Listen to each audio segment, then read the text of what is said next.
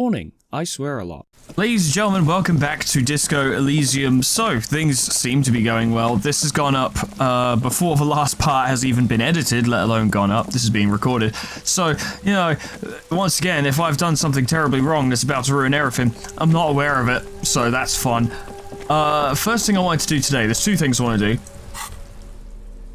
I'd like to have a look at this first. An intricate web of blue lines stretches across the torso of the hanged man, from the right shoulder to the solar plexus.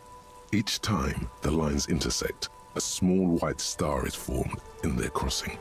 Hundreds of fading asterisks riddle his skin. Their concentration is highest around his heart.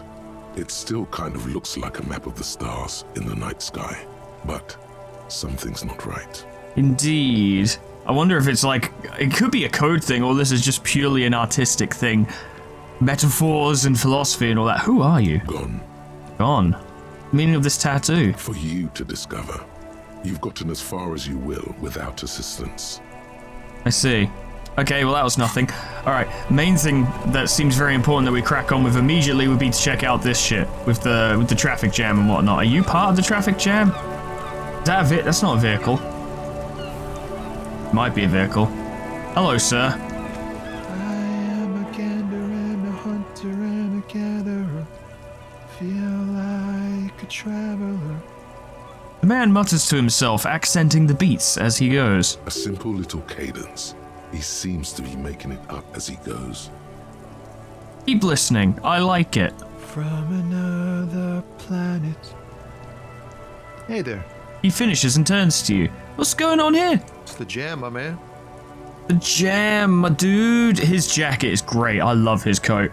The jam. What's the jam? It's a traffic jam for the ages. Harbor gates up the street are shut tight. No explanation given. Workers on strike, scabs agitating, an all-around clusterfuck. Sounds about right. Meanwhile, we're all stuck here in long-haul limbo for days upon days upon days. He glances south, down the road. Days. That was good, well timed. Limbo, huh? So that's where I am. Yeah, exactly. Uh-huh. It's official. He too agrees. This is the antechamber of the afterlife. Yeah, I've been stuck in traffic before, and that's genuinely what it fucking feels like. So how long have you been here? Feels like forever.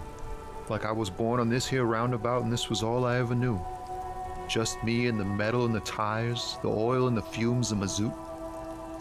Extravagantly phrased, but I can roll with it. Yeah, imagine. It's been a whole week already. Oh boy. Behind the laugh, however, a touch of sorrow. Yeah, I bet. So tell me, what do you need? Yeah, just spare some change for a working stiff. Nah, I'm good. I don't need money right now.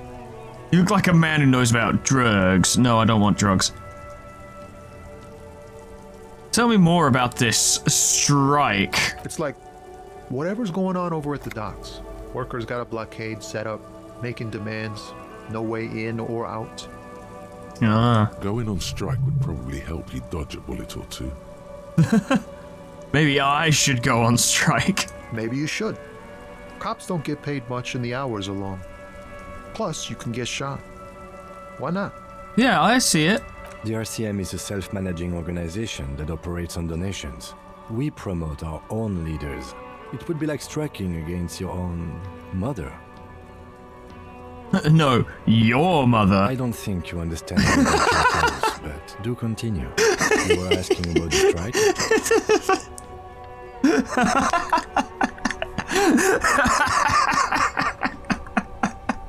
I don't know why I wasn't expecting a your mother joke. And I didn't, kind of when I said it, I was like, it's not really intended as a mother joke, is it? No, it is, and Kim's just like, you don't, whatever, man, it's fine. So what's the union asking for? Some pretty wild stuff, I hear. Like a giant new power crane in half the company? I forget what exactly. Good on them, I guess. Yeah, good for them, their mother. I've heard talk there's a company rep in town, too. Like, a strike negotiator type. They'd know what's up. Precise demands and so on. Yeah, we've spoken. So what do you think the company wants? They want to keep that money flowing in, my man. Ka-ching. Ka-ching. He makes a ka-ching sound. Anything else I should know? Anything else? Yeah, this ain't really my area of expertise. I just do my job and get paid. I have things to do and places to be. All of us do. All of who? Us lorry drivers. Camionneurs. You still hang around here waiting for this mess to end. Most have scurried off somewhere to get drunk or high. Or laid. Not that I blame them, really. He smiles awkwardly. Not you? Not my thing. Chasing transient pleasures is a drag these days. I prefer the examined life now. Thinking, reflecting, observing. He glances down the road towards the horizon, a glint of something in his eyes. He tries his best to look nonchalant, but there's a rigidity in him, as if trying to conceal something warm and deep beneath a cool exterior. Interesting. What do you see in his eyes? I imagine if we spoke to him more, we might get a better understanding for what he's like, and might be able to increase the chances of that. Then again, I could literally try that now, get a better chance later on, and then give it a try. Ease into it. Don't go too far. This seems like a personal matter. My man, I want to know about your soul! Cool. We all want to know each other's woes and all. But people, man, they have slippery souls. For real. Just like that, he slips out of your reach. It is possible the yelling didn't help. I don't know what you're talking about, man. I think I handled that as well as I could have. So what are you hauling anyway? Oh, high-grade narcotics, illegal firearms, stuff like that. Okay.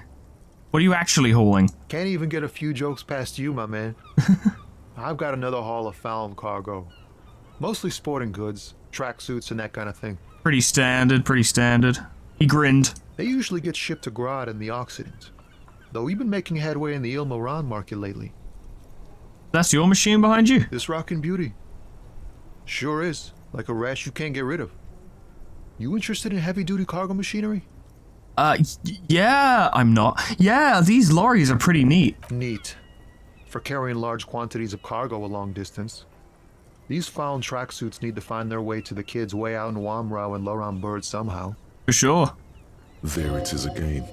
A little touch of sadness beneath his cool. He thinks he's spent too long in this lorry. Pretty sure. I'm pretty sure most lorry drivers feel that way. Can I get one of those tracksuits? We're pals and all, but I can't just freely hand out the merchandise. The bosses won't be happy. That's fair. So nothing illegal then? Not unless they've illegalized sports equipment while I was on the road. They might have done. You've been on the road a long ass time, my friend. Okay. The man taps his fingers rhythmically against his arm. Do you know anything about that dead guy? He ain't one of us drivers. I know that. All accounted for. Otherwise, I haven't really asked about that. Been wasting time right here. Keep him busy. For sure. It's easy to see he's telling the truth. He's kept his nose out of the dark stuff. I mean, he just doesn't need the trouble, really, does he? He's got a job to do. Busy with what? Analyzing the fundamental structural and psychological conditions of being stranded in the midst of a sea of motor lorries and their sad, despondent chauffeurs. Uh-huh. And what was your conclusion? A sense of surprise there ain't more bodies hanging from more trees. Yeah, for real. Oh, I'm good for now. Good talk. Don't be a stranger. He gives a salute with 2 fingers. So we want to raise empathy and come back to him. I decided to heal my morale because, it was getting a bit bad. I don't want to heal it all the way to the top because there are means by which to just naturally restore morale, but I also don't want to leave it too low because there are ways to naturally lose morale. So, yeah. I need to check the lorry jam. Hey, there's a guy over there at the lorry jam. He can help me. He's got a yellow jacket. No. I want to look at. Please. Oh, I think that would be that. There are clothes inside. Cheap second-hand clothes, smelling of strangers' body odors. Uh-huh. Don't be shy. These are premium class clothes. Good quality fabrics, best retro design. Save the economy with your style, officer. I like the cut of your jib, my man. Let's have a look. You find your hands deep in tattered and faded garments, made from weird polyester blends that make your body itch and sweat in all the wrong places. Just like good clothes should. Economical, but also trendy. Look first-hand, buy second-hand. Keep the economy moving. Keep the economy moving. Let's have a look. Something cold grazes your hand. Ooh. Synthetic and sleek. A windbreaker. Ooh. Surf, it says. Ooh. But also wind. Ooh. Summer. Ooh. 100% waterproof. Ah. And sport. Yeah. All in different typefaces. My man, I need this. Good choice, officer. Mega sporty. And it's only $4.50 for you, sir. Bargain. You have a deal, my friend. Gotta prepare for springtime, right? Yes, yes, yes. Leave for now. New jacket, new clothes, new jacket, new man. Composure. Yes, there it is. Good stuff. An excellent purchase, if I do say so myself. Let's have a quick look at the thought bank and see how that's going. The rigorous self-critique is coming along nicely, which is a strange sentence to say, but it is coming along. I do need more thought bank slots, but I also need more stats, generally. Where can I check that? Over here. Yeah, we managed to get endurance to 3. I'm happy with that for now. That can stay where it is, because it's given us 3 hit points, which is good enough. I definitely want to put some more into empathy. Authority is pathetic, but that's fine. I'm not a very authoritative guy. Yeah, so if we can get some more empathy. That seems to help out quite a lot. Empathy seems to be quite a useful skill, especially for talking to people. What about this? You see 2 lowly, defeated speakers. Thralls. Slaves, basically. Perched atop them like conquerors surveying the land. A pair of found, durable wear sneakers. Ooh. Ultra series. I can see you with taste for luxury, officer. Can't keep your eyes off those sneakers? You know me, man. You know me too well. Expert salesman is what you are. Let's inspect the sneakers. A pair of found ultras. The design is impossibly sleek and simple. A futuristic silhouette with a sleek monochrome colorway, a jet black upper, and a silver-lined midsole. Superb. Those sneakers, mister. Those sneakers are the latest found sneakers. Super air, super fine, super cool. You know it. Only 50 real. I cannot afford those in my wildest dreams. Only? That's madness. I need those sneakers. 50 real, Jesus Christ. But the stat gains are pretty damn good, but I can't. These once respectable speakers have been conquered, reduced to a mere prop by the indomitable found ultras atop them. Such is life. No, don't look at the speakers, officer. Look at the sneakers. The sneakers are the stars here. The man points to the footwear. But I already looked at the poor little speakers. Pat them. No, don't pity them, officer. These are old Samaran garbage. Don't even look at them. Check out these super cool, fun ultras instead. Can't I just buy the sad speakers? No way, officer. These aren't for sale. They're bad speakers. Low-fi socialist junk.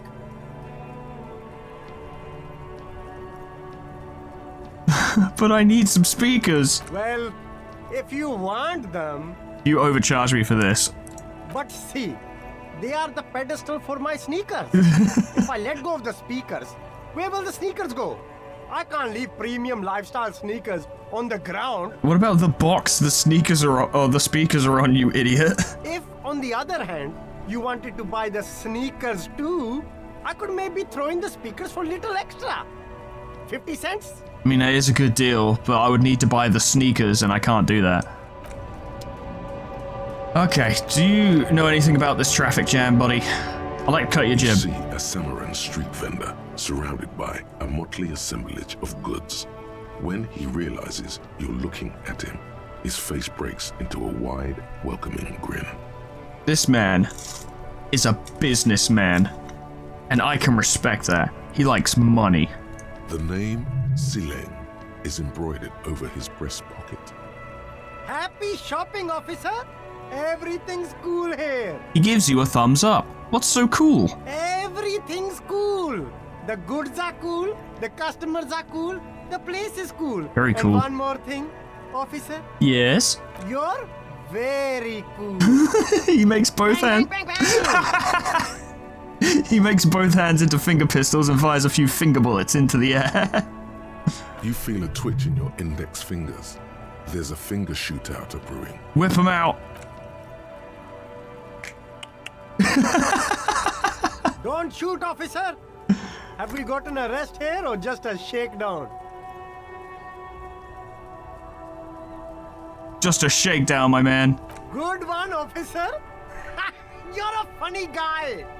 Now what can I do for you? He nods towards his shabby wares. I'm not trying to rob him. Just kidding, I'm really here to shake you down for some answers to official police questions. Then fire away, officer!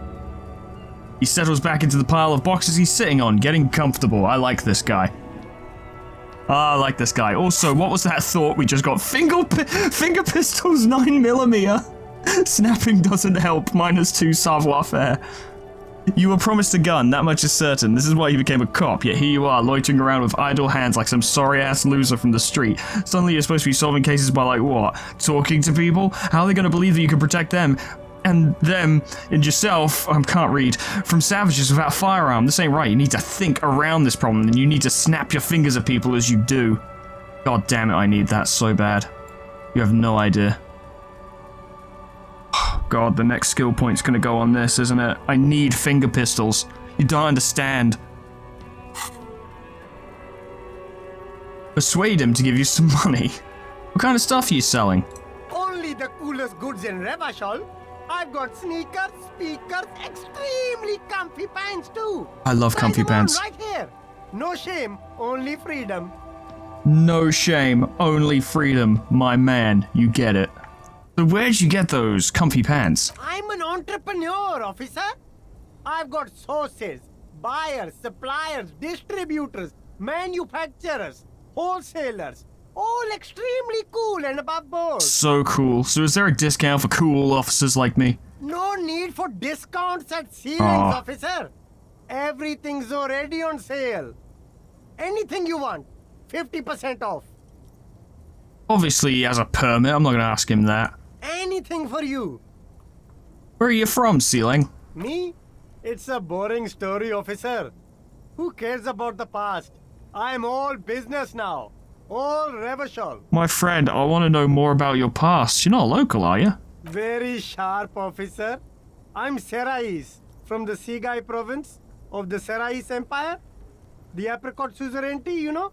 Oh, apricots are delicious. The apricot suzerainty is what the Seaguy archipelago is commonly known as in Revachol. It's a bit of a fraught term, I'm sure you understand. No.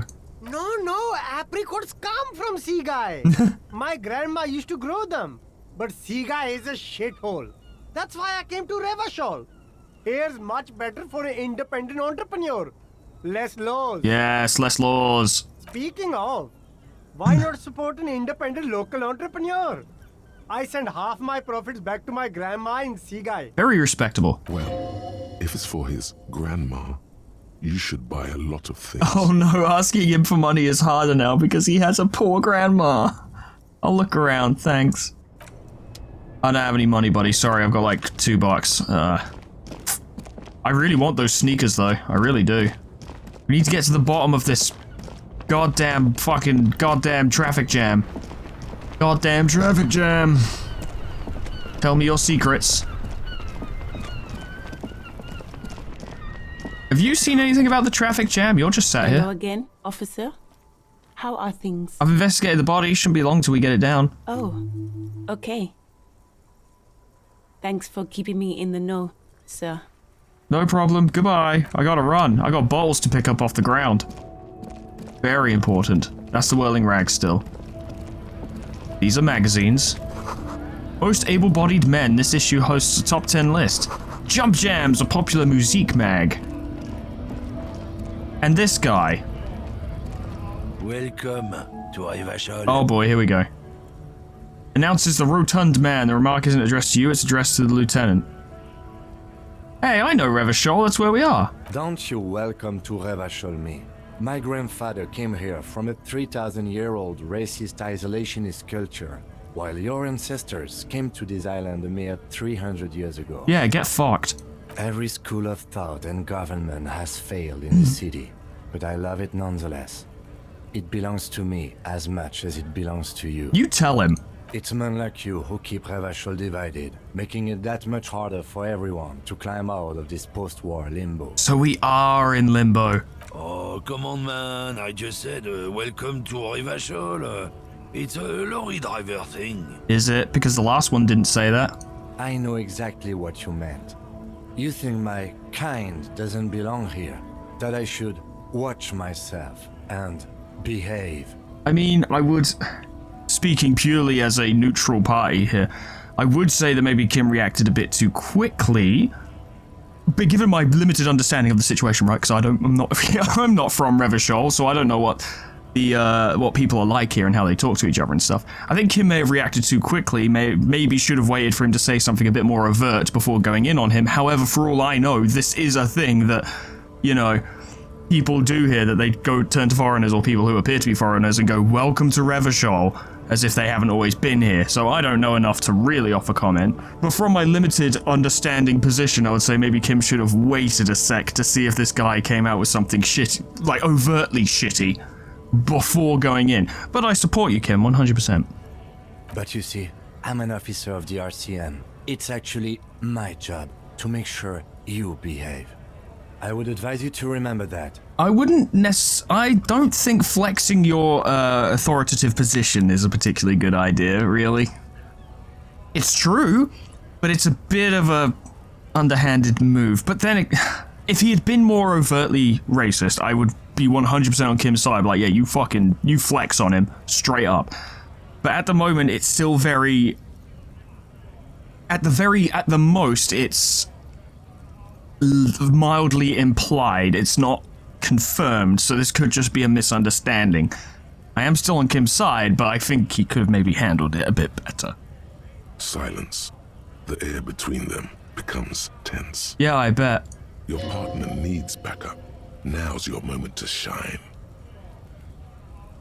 Fucking A, Kim, I got your back. Point your finger pistols at the lieutenant. You two make a cute couple. You know that? Yeah, you know.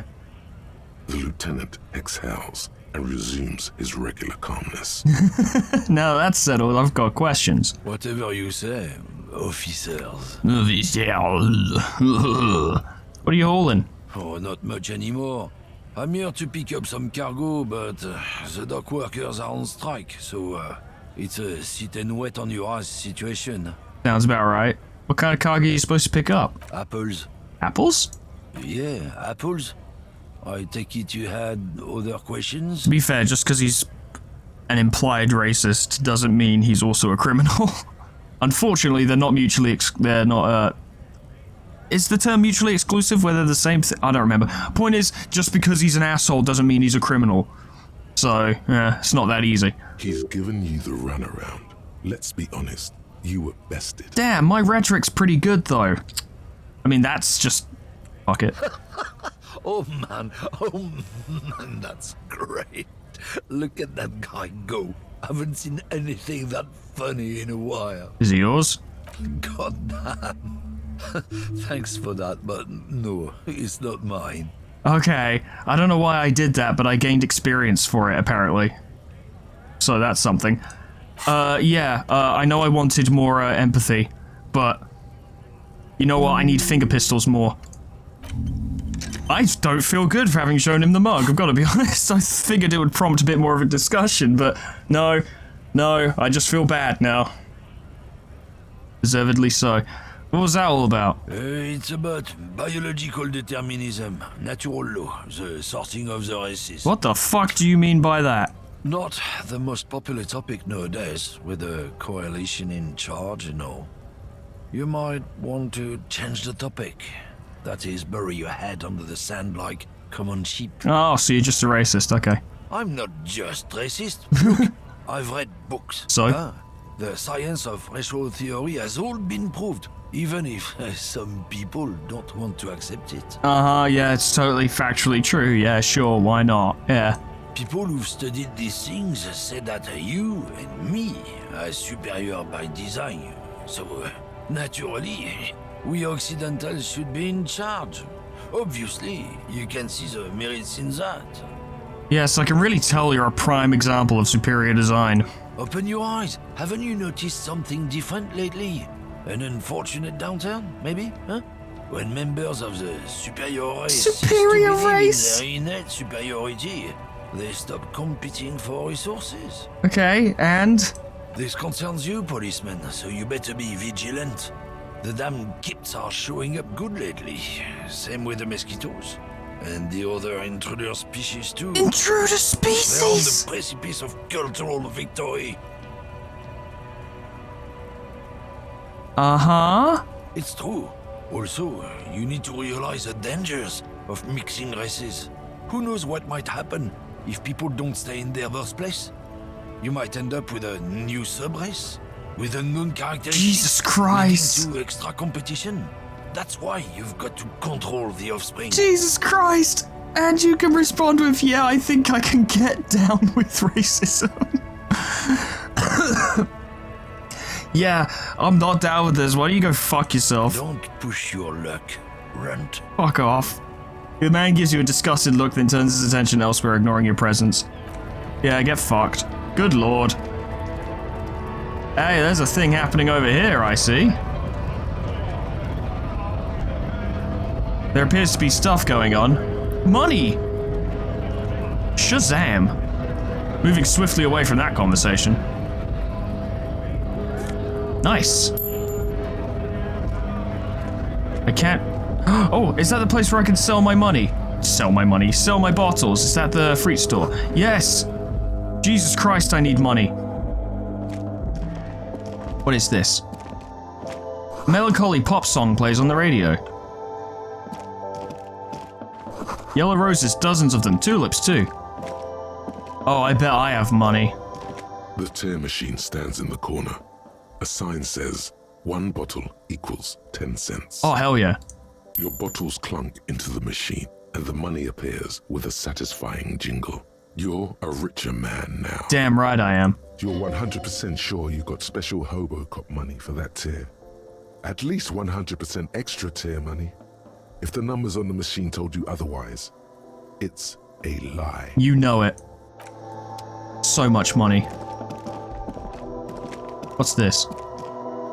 You see several packaged raincoats fill a low shelf beneath a display of croissants and juice bottles. Ooh. The raincoats are transparent, except for the big Fritta slogan on the back.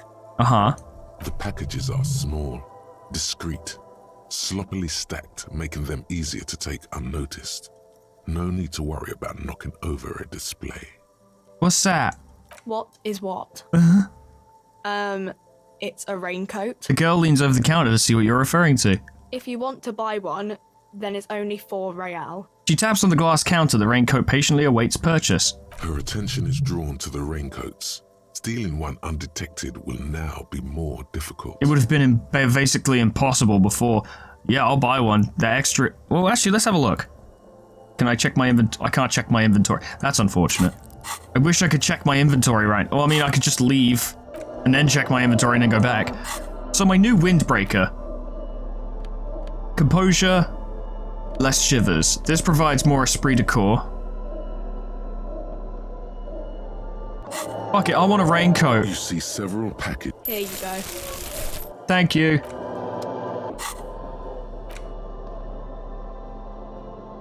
Wear the raincoat. Oh, it doesn't look quite as good as I was hoping. I look surprisingly official though. If I took off the hat, I'd almost look like a cop. Hello.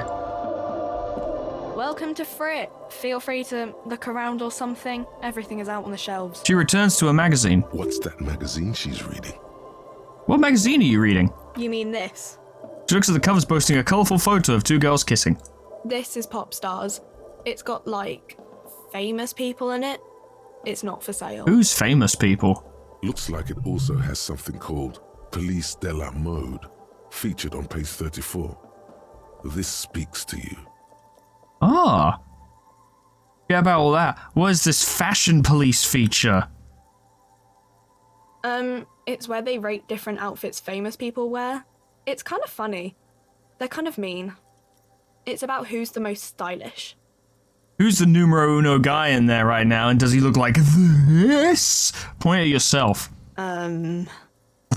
Assessing the situation. Yeah, assess this, ma'am. No, I don't think so. Why? We are not the fashion police. We're the real police. Yeah, but the fashion police probably get paid more. What is this frit? I don't know. Frit? Why is it written with 3 T's? I think they think that the extra T makes it funkier. Funkier. It doesn't. She chews on her gum with disgust. I have some questions. Okay. I'm not really supposed to be chatting to anyone, but... Well, you can make an exception for the police. Does Frit have a warehouse in the back of the Whirling Rags? A warehouse? I don't know. Maybe. I don't really care what Frit does. Come on, give me something to work with here. She looks up from under her brow. Fine. Frit doesn't have a warehouse. Just a little back room here. Okay? She turns back to a magazine without waiting for you to respond. Well, that is helpful. Can you tell me anything about the dead body? I don't really know anything. I mean, I know it's there, but I haven't seen it, so... Okay, did you know the guy?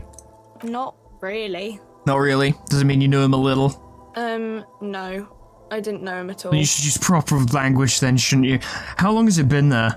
I don't know, really long. Great. What do you think happened? I don't know. Good, good. No need to worry. It's just standard procedure for us to ask around. If you hear anything, let us know, okay? Good job, Kim. Okay. She scratches her nose. Thank you for your help. Uh-huh. Can you tell me anything about this reality we're in? Reality?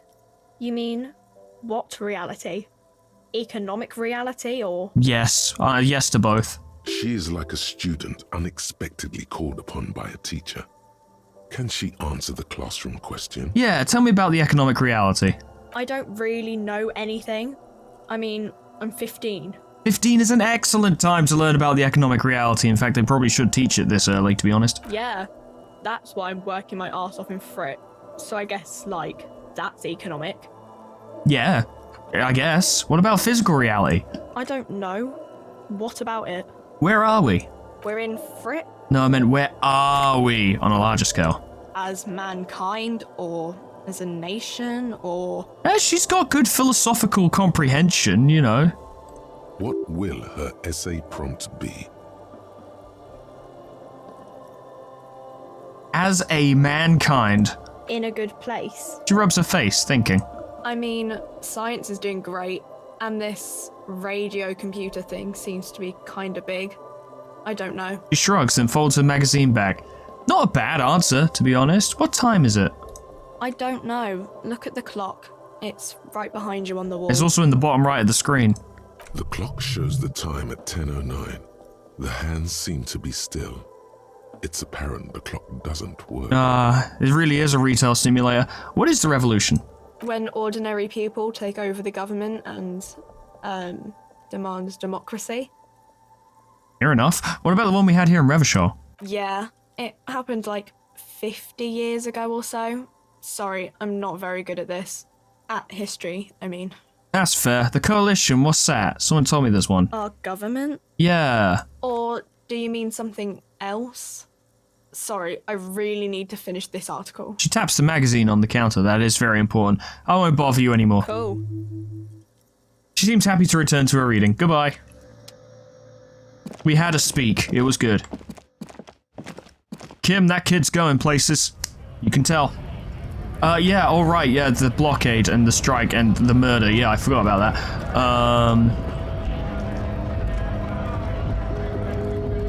A lot going on down here. That's a big boy. Hi. How's it going? Bastards!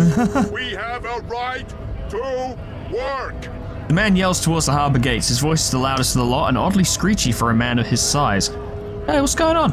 Hold up and stay frosty, everyone. Cops are here. That's me. I'm a cop. The broad-shouldered alpha male turns to you. He's a full head taller than everybody else here. You here to fuck with us? Beat the honest worker down. Why would I do that? We're here to fight for a cause. Stripes usually have problems with people who have causes. I'm very unconventional, so I'm thinking no. Good. We're fighting for a cause here. Right to work! Right to work! He chants at the gates. Besides, we're not that different. It helps if people see us talking, cops and strikebreakers together. Shows authorities are on our side. builds confidence. You seem like a smart guy. What kind of cause are we talking about? Rights of people, rights of workers, to have gainful employment, to make a salary, and feed their families. I'm on board with that. I have some questions for you, though. Maybe you should ask them the questions, like why we're not allowed to make a living here. Shame on you! Shame! We have families to feed, you piece of shit. He points his finger at the man sitting on the railing. So do we, Scott. The whole loitering man hollers in return. I want to get into the harbor too. Have fun. Union shits are on full strike. Don't think they're going to let you through the gates. I'm trying to meet their fat boss. I'm interviewing people about a murder. You know, the one behind the hotel. I know nothing about a murder. Oh, you know something about the murder. The mention of a killing sends a barely noticeable shiver of tenseness through him. Interesting. Absolutely nothing?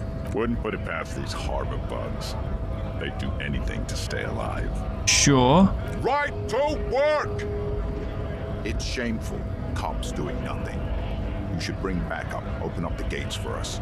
Blockading gainful employment for workers is a crime. Sure, why not? Why not? I see numerous reasons not to pick a side in this local matter. Yeah. Pity. Let us work! Uh-huh.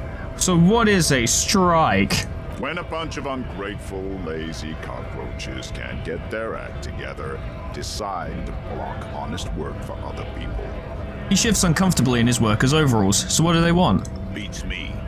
They mumble nonsense about boardrooms and workers' rights, while we have the right to work! He raises his fist and starts shouting again. There's something odd in the way he carries himself.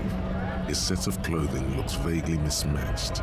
The different pieces of the attire seem ill-fitting. Uh-huh. Ill-fitting.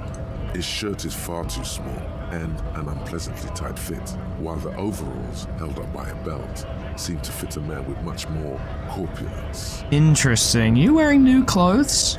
He ignores your question, choosing instead to turn to the emaciated workers, raising both fists in the air. The clothes are obviously not his. Uh-huh. Silence is the answer. There's something off here, but he won't say what. Interesting. Who are these people? Honest men and women with rights to work, to be useful, not toys for corporate interests. The man runs a hand through his steadily graying military haircut. Might just be military style, but... We came here to help the harbor run smoothly in time of crisis.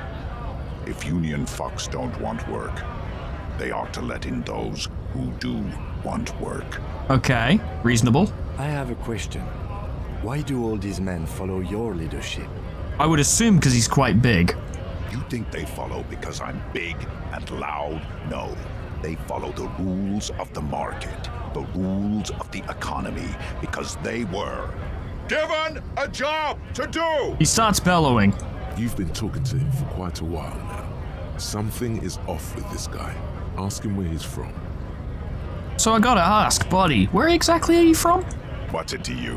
What's it to you? Deep set suspicion drips from every syllable. I thought you looked real familiar for a second there. No, don't think we've met before. I came to help out the people. Yeah, I already got that. I'm interested in your background. We're all workers, right? Workers stick together. Came from the eminent domain, in Jamrock. Backgrounds in odd jobs, heavy lifting, cargo hauling, bouncer work. I know the drill. A bouncer? Where? I frequent a lot of bars. Maybe it's one I know. Worked at Territorium. Ring a bell? Yeah, I think I've been there. Uh-huh. It was a long time ago. I see. I may have fucked that up. So what exactly is your goal here? We were promised work. We'd be in there, working, if the bastards hadn't shut the gates. And you're unable to breach the entrance? Main gate's locked. Would take heavy ordnance to bust it open. Could try to get in through the secretary's office. Door's locked.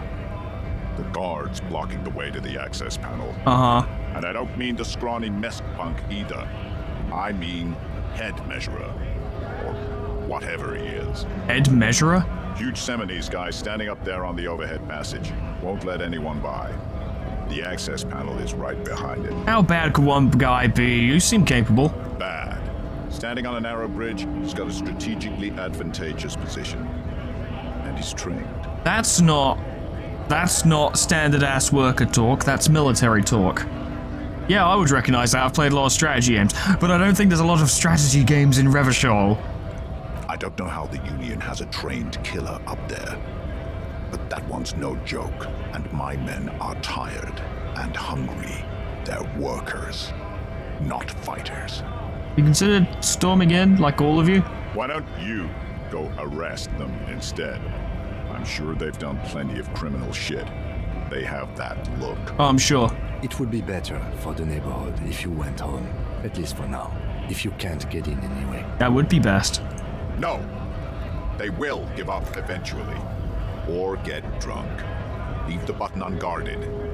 Then we charge. The man rubs his jaw, a perfect, lightly bearded square wedge. I'm just gonna go now. Interesting. There are things occurring here. I see money on the ground. Nobody's probably stored fuel here, now they store booze. Money. A lorry. A lorry stuck in the traffic jam. This big, heavy Grad-made machine is well kept for such an old machine. Let's look in the window. The windows are clear. They've been recently washed. You can see a lorryman's cabin with personal belongings, stickers, insignia. What kind of stickers? The driver has adorned his space with a substantial collection of peculiar paraphernalia. Proclamations about honor, strength, and purity are glued to various panels. Interesting. And the back seat? The back end of the cabin has a small perch to sleep, large ashtrays. There are several suns and wheels sewn into the curtains. Okay. Racist nationalist paraphernalia. Right. Not unusual in this part of town. This is our guy. Think this lorry belongs to our tough guy? Likely, yes. This guy's proud of who he is. Drapes it all over his machine. Seems logical. Okay. We can't do anything with it, so meh. Guess we could ask him about his machine, though I did tell him to fuck off, so probably closed that avenue. Let's go check first, because if he just tells me to fuck off, it'll be a short conversation. Oi. Looking for something odd? Come to tell me to fuck off again? Thinking about it. What's your stance on drugs? Drugs? They're shit, man. I don't let anything pollute my body. He takes a long drag on his cigarette, ironically enough. Why not? You know where that shit comes from? Sarah Miriza, Safre, Ilmara. They take the money from our local junkies here and then use it to outcompete us in the manufacturing sector. Man, this fucking hole goes deep for you, doesn't it? They know they can't beat us in a fair fight, so they have to get us to weaken ourselves somehow. It's racial sabotage, racial economic sabotage. Hey man, I agree. It's our responsibility to keep this poison off the streets, right? He eyes you wearily, unsure how to respond. This goes on for about 2 seconds.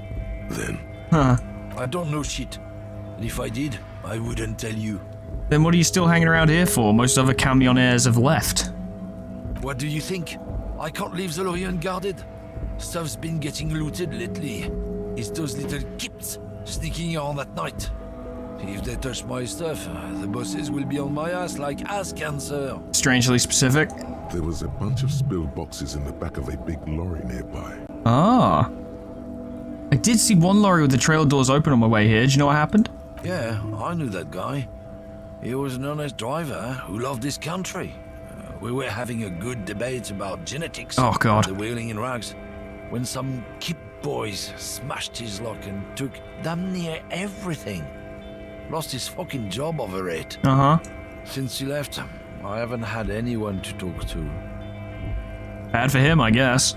It's a fucking travesty is what it is.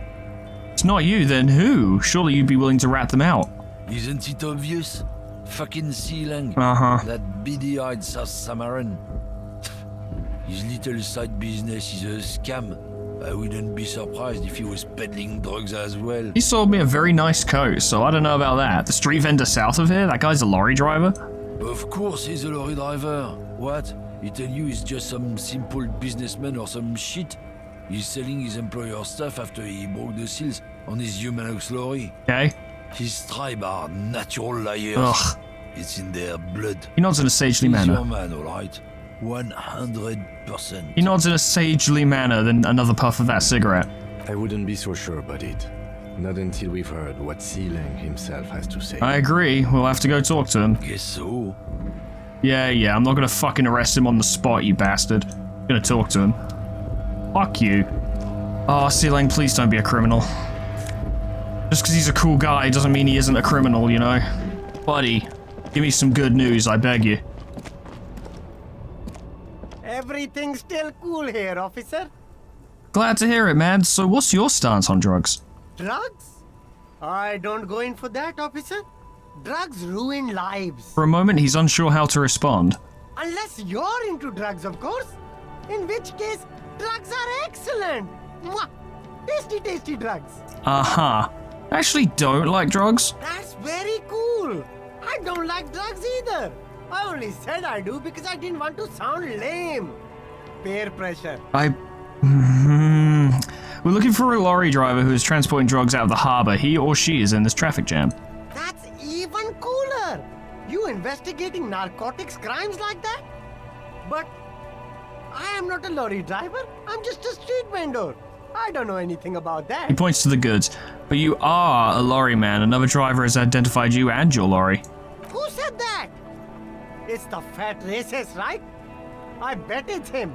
He Yeah. has an agenda against me because I'm an immigrant who works harder than he does. He's a hater. I don't doubt that, but it doesn't mean you're not above suspicion. So you admit you're a lorry driver? No, I just said I work harder and he's an asshole. I'm... Oh no, he stops to think. Realizing he can't get out of it. Smart man. Okay, maybe I'm a lorry driver too. A little.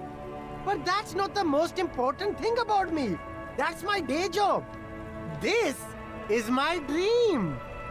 He spreads his arms. So you forgot to tell me. Exactly.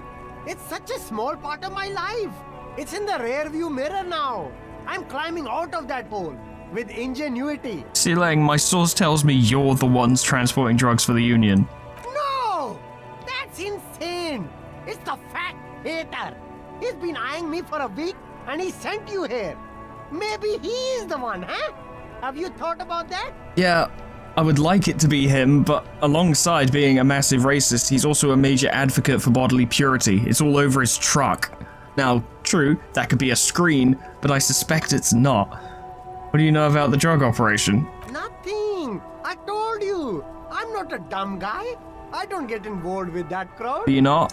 And what crowd is that? Yeah. Crowd, you know, the drug crowd. Uh-huh. He doesn't want to talk about them. He's afraid. Who are you afraid of, buddy? Look, there's bad people doing bad things here. That's all I know. Please don't get me into this mess. I've spent 15 years working my way up. We're buddies, Sealang. Help us out. No one will know it was you. It's a she, okay? Ah. The other drivers call her the lady driver. You're better off staying away from her. The way they talk about her, she's no lady. Okay, where is she? I haven't met a woman here. There's one by the statue of that king. I haven't gone near her, and I won't either. Don't blame you. The third driver. We haven't talked to her yet. Where exactly is she? Near the horseback monument? In her lorry there. But I don't know if it's her. Are we cool now? I think we're cool now. Who are these other drivers who talk? All of them. I don't know. I told you all I know. Are we cool now? I really want us to be cool now. Who exactly is talking about this lady driver of yours? The racist or the other one with the tattoos? He points north. All of them. Even the ones who've left. I don't hang out with them. I don't remember who has tattoos. Alright, we're cool. All right. I scored. Let's cap this off with a purchase. You can walk away from here with funky sunglasses, detectives. Both of you. You deserve I it. really want sunglasses, you have no idea. I'll leave you to it for now.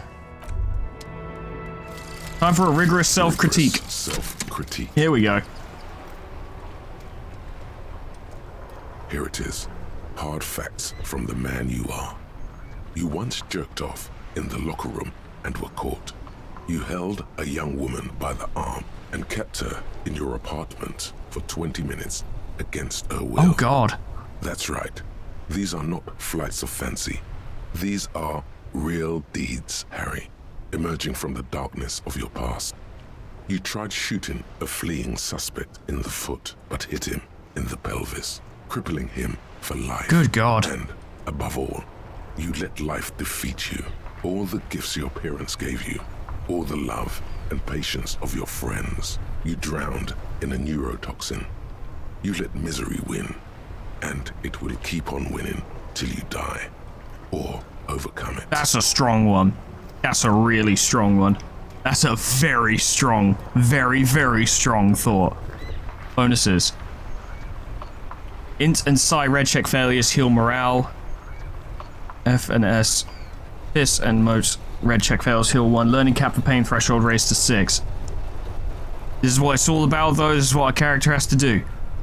He has to face up to what he's done and move on from it. That one bothers me, but he has to. He has to. That's done. Finger pistols is nearly... Yeah, it's nearly done. That's good. Alright, progress. Multiple kinds of progress. Personal progress and investigation progress. What about this? There's a pile of cheap sunglasses fuck yeah. in a small box. A variety of shapes and colors. See, like, you can give me a discount, right? You like sunglasses, officer? I've got the latest styles right here. The vendor takes a pair of sunglasses and sticks them under your nose. I'll rummage through the box. These are all boring. Boring third-rate ho-hum sunglasses made of cheap Syrahese plastic. The kind of plastic that melts in the sun. Downer. Those UV stickers are almost certainly just there for the show. If anything, these lenses probably direct more UV light into your pupils. A UV magnifier. I dare say. These are all first-rate sunglasses. Premium design, superb material, very cool. UV resistant. These will definitely keep your eyes safe and cool while doing your dangerous police work. I doubt it somehow. Let me see if I can find decent ones, though. No luck. All you find is this lime-colored cellophane visor, produced by a bargain sportswear brand called Amphibian, apparently. There's a malformed green frog on its bent cap. If it's not Forg, I don't want nothing to do with it. Oh, that visor is perfect for you, officer. It'll definitely keep the sun out of your eyes while you're shooting criminals. Uh-huh. Bang, bang. Bang, bang. And all for a mere 6 riyal. I don't think so. Hey, at least it might actually offer some protection against the sun. Not like those cheap plastic shades. Yeah, but firefight's something we should be prepared for. I hope not. He says, looking up from his browsing. You don't like it? Sure, Square Joe. No problem. Let's get you some real shades. Give me the ones you recommended. Abort. These are hideous. What's more, they don't even fit your face. You can feel them pinching your nose and chafing against your brow. Bad start. Damn, officer. You look like a mega secret spy. Very secret. He nods eagerly. They're practically made for you. I'll let you have them for 2 riyal and 50 cents. I don't even have that much money. It's going to be very difficult for anyone to take you seriously with these things on your face. I bet. No, you are definitely not buying those. The lieutenant gently removes the glasses from your face, setting you free again. No, you're right. Are you sure? But they look so good on you. You should think this through, officer. I mean, that sports visor would actually be pretty good, even if I would look fucking ridiculous. I don't have enough money, though. It's moot. Time for finger guns. Let's get a bit more fun. Finger pistol, 9mm. I hope we can raise the caliber. Snap, snap, baby. Turns out guns aren't that much for protecting as they are for attacking people. If you want to protect people, really work for them, you have to whip out your signature dual 9mm Villiers finger pistols. Who needs real guns anyway? That conversation you just had? It would have gone better had you snapped those bad boys out.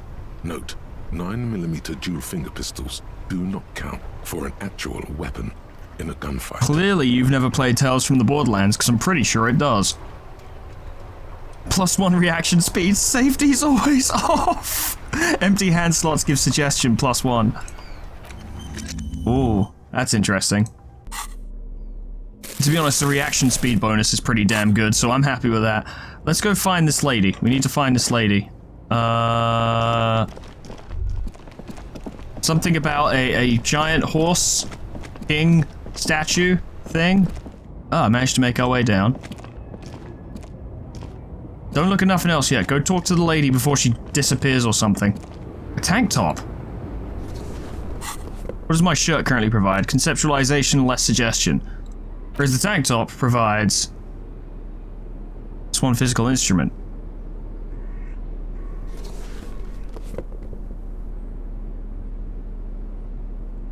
That could be helpful.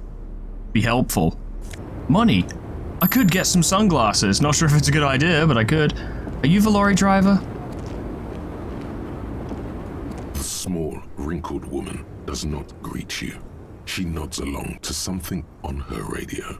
A photograph is clutched in her hands, and there is a warm smile on her face. Okay. It's the warmth of a winter night's fire. Maybe she could give you comfort and shelter. Some cigarettes and food money. Maybe she's your... Grandma? Nothing. Her smile just keeps widening. Her hair is gray like lead. Excuse me, ma'am. I'd like to ask some questions.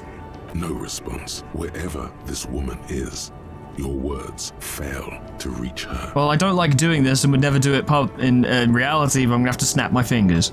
If you want her attention, you may need to be more forceful. I don't know. I want to do that. Snap them twice.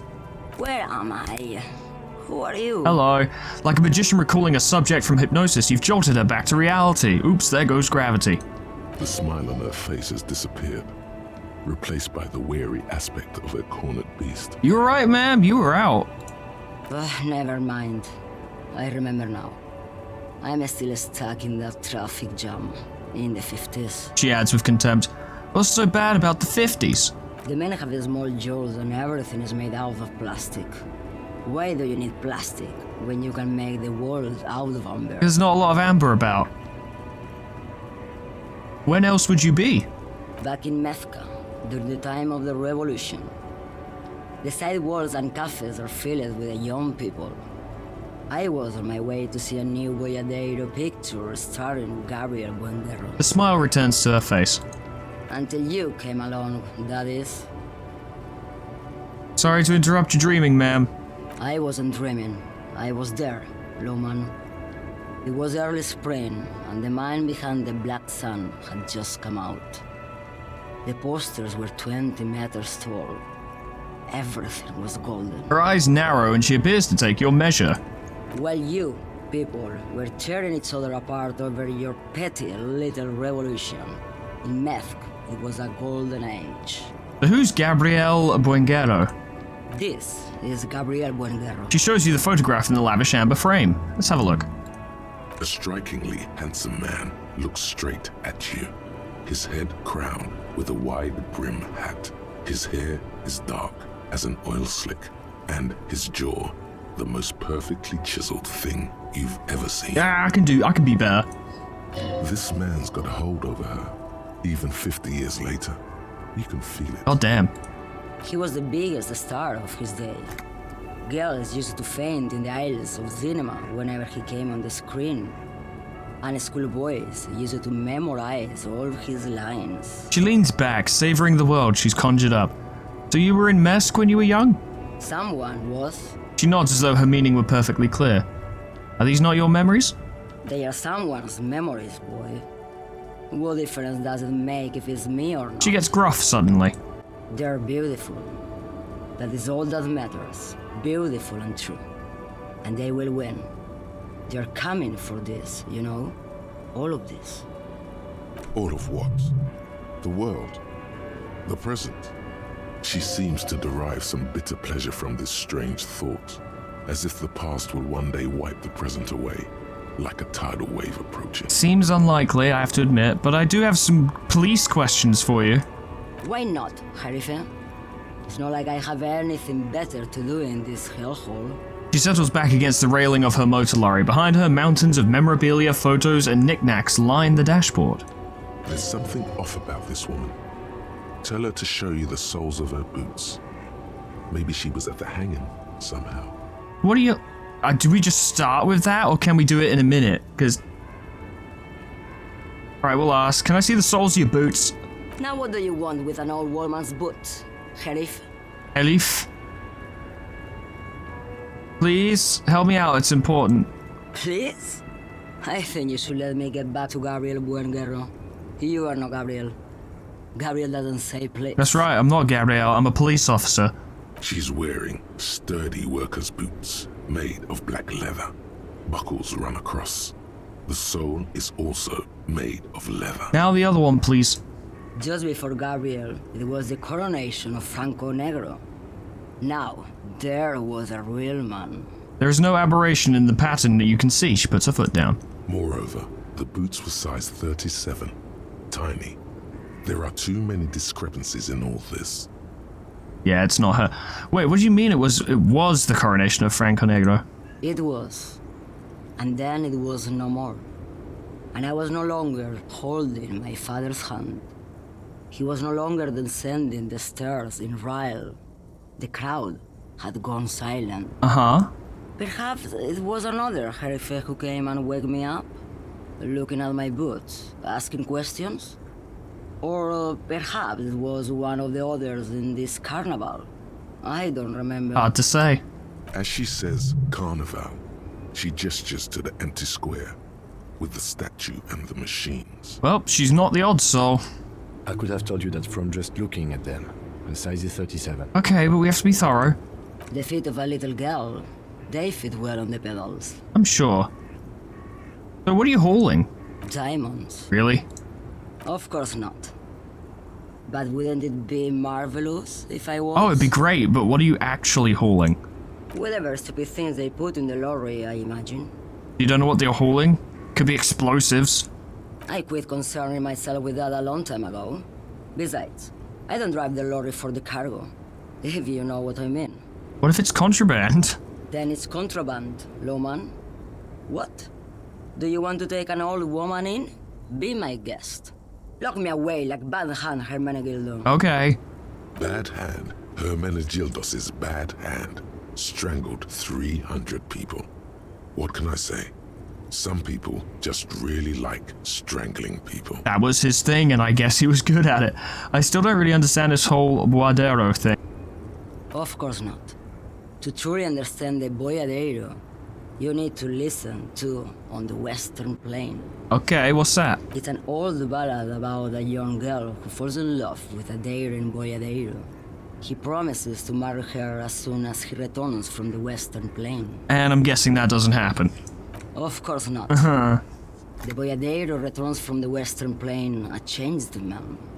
One night, as he and his beloved are out walking along the river Maigret, she pleads with him to give up his riding and settle down. Right, I think I see where this is going. So the boyadero strangles his beloved and throws her body in the Maigret. Then he rides off, because the Western Plain is calling to him. That's not where I thought that was going, I gotta be honest. You have to understand. A true boyadero needs a whole horizon to himself. He can't be tied down by man or woman. His beloved was selfish. She didn't know what it meant to love a boyadero. They sound terrible. What if to truly love a boyadero is to float lifeless downstream? What if indeed? Are you the lady driver? Did you just call me a lady, Herife? I suppose. She clearly doesn't think she's a lady. Don't repeat it. I was told of a woman driver, you're the only woman here. I'm not that either, Herife. I've gone too far from it all to remember what was between my legs. It doesn't work like that on the long haul. So you're not the one everyone is terrified of? I'm only terrifying to small children and to those who used to know me. Why are you scary to the people who used to know you? Because they can no longer recognize the person I once was. Makes sense. You said long haul, that's... The big ones, the trucks. There's no women and men there, it's all just...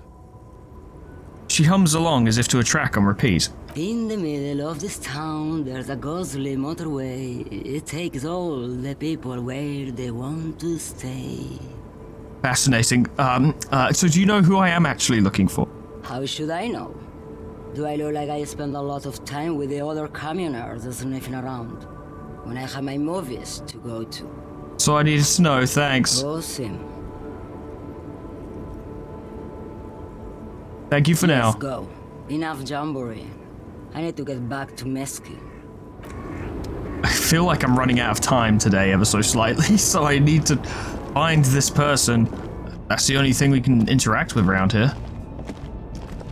An old monument stands in the middle of the traffic island, pointing toward the sea. It looks as if it's been reassembled piece by piece, secured and mounted in the air with the aid of numerous ropes and rods. It's quite a display. Who is it? A silver plaque on the statue's pedestal reads, "I am Philip III, the Squanderer, the greatest of the Philippian kings of Revachol, son of Philip II, the opulent, father of Philip IV, the insane." And what did he do? What did he do? You have no idea what you did a week ago. How would you know what this guy did many centuries ago? High above you, the king stands triumphantly oblivious to your memory trouble. Fair point. Okay, fine. Doesn't help me right now, I guess, anyway. God damn it, where is this driver? Can't find her anywhere. Scab? What exactly is a scab? A kind of a worm, content with mere survival. They come, they want to do our job for shittier pay, screwing over both themselves and us. Everybody loses. Where'd they all come from? Beats me. Somewhere in the ground, I think. You don't seem to like them much. Gotta be bloody stupid or freaking evil to Scab. Or I guess scared, maybe. But scared of what? Of who?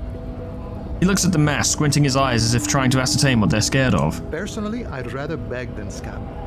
If the gentleman shouting on the street came begging, maybe they'd have gotten something. I haven't well, I mean, nothing's ideal. We'll try and get him to talk. Have you tried talking to him? We've explained the matters, but they don't listen. This lot would be reasonable and go home if the big guy wasn't riling them up all the time. I'm not a scab, I'm a cop. I was just messing with you. No one's ever seen a cop scab. Well, prepare for this. Imagine, you cops going on a strike, but then another cop comes in and says, "Let us cop for less money." He chuckles, then realizes. Psst, show him your stolen card. Now has arrived the perfect moment. Has it? Speaking of, what brings the RCM here? To the Wild North? Come to see the strife? But I don't look like that guy. Even close. Even slightly. Fine. The man looks at the colorful piece of plastic, then at you, then back at the card, then at you again. This guy's called Call Me Manana. But that's not you, officer. It's an old picture. From back when you were not a cop, but a heavy-set, dark-skinned dock worker named Santiago Jean? Yeah. Highly unlikely. I've known John for several years now. Also, you told me you're a cop, remember? How did you get his shift card? Now you're in a mess. The time hath not arrived. Sorry. I found it on the ground at the Whirling in Rags. Oh, John's been out drinking himself blind again? He should watch his step, that John. Can I have the card? No, it will prove useful still. Believe your thieving fingers.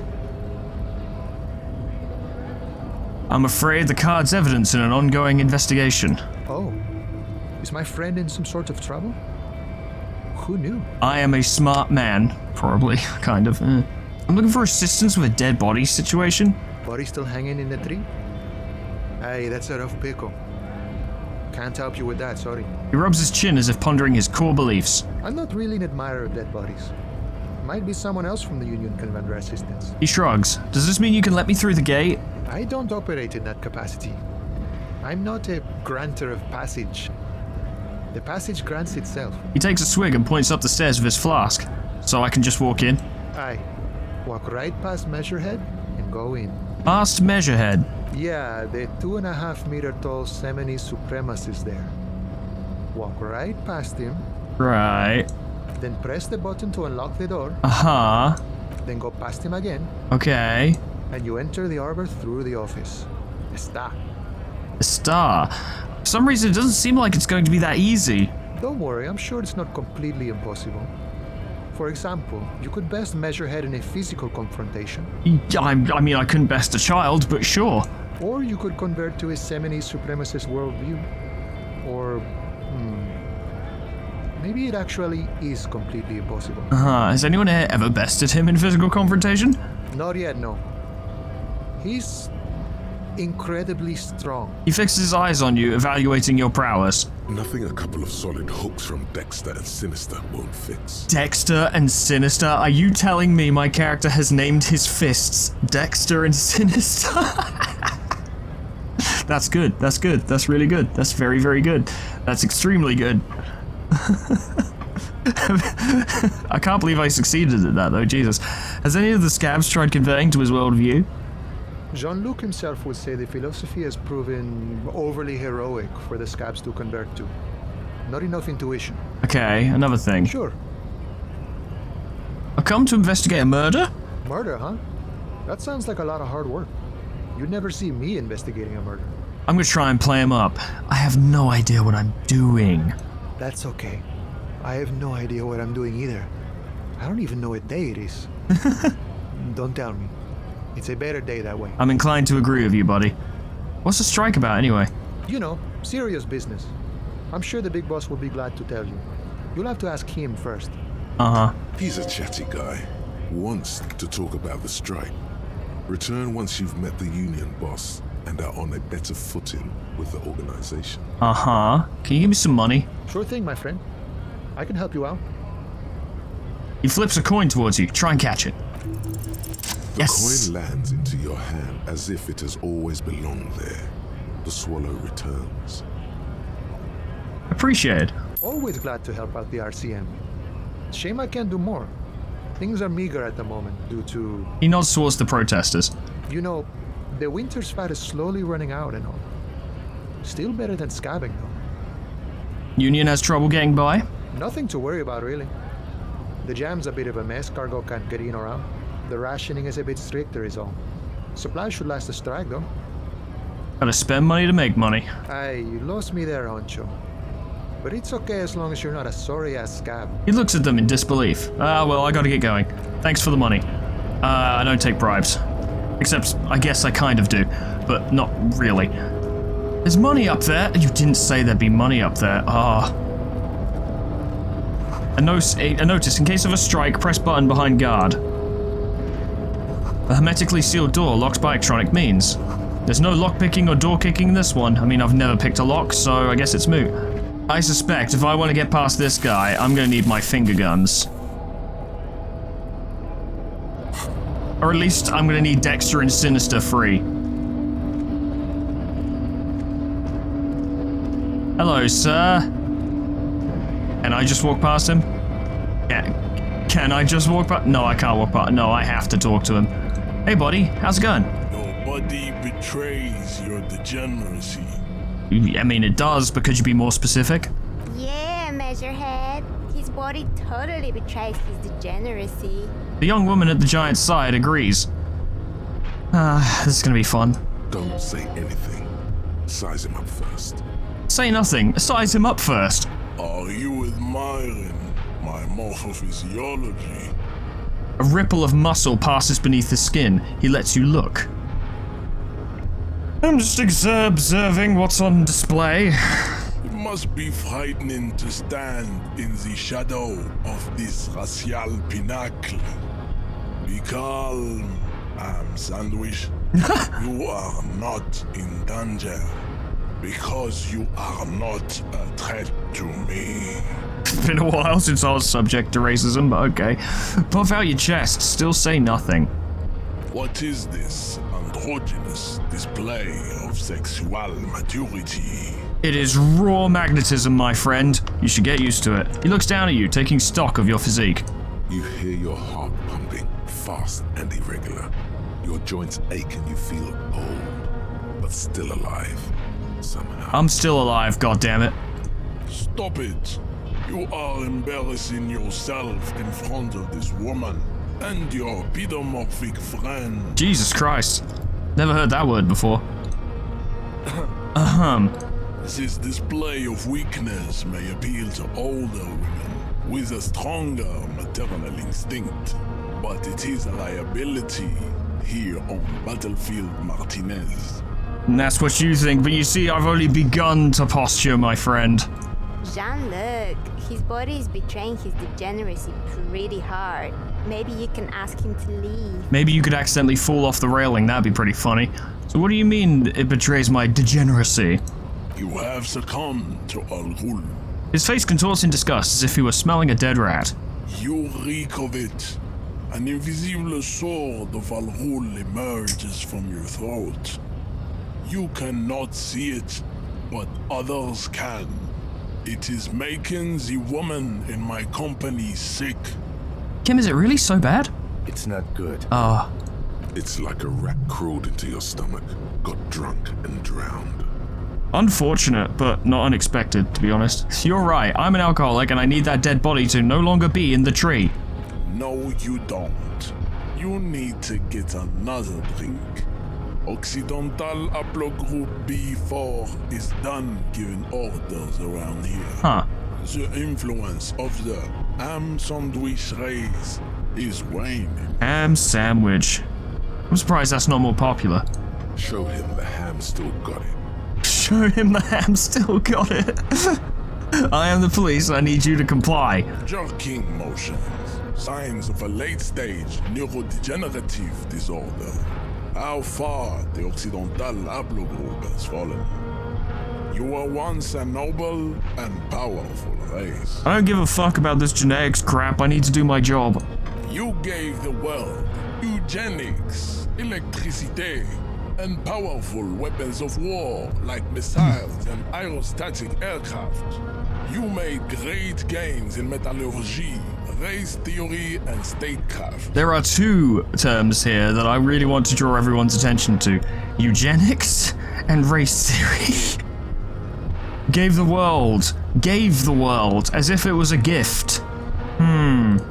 You dominated lesser cultures. Oh boy. Like the deformed Hemians and the inexplicably potato-obsessed Quakers. But now your ascent to the genetic summit has halted. You are obsessed with sadness and with frivolous pop culture.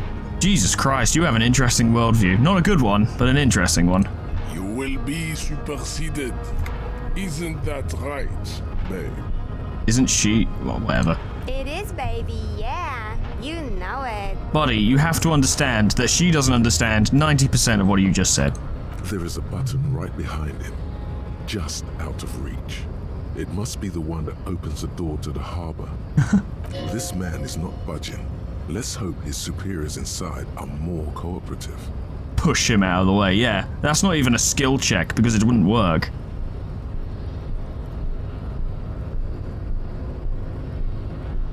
Yeah, sure, you're right, whatever. Now give me that corpse from the tree.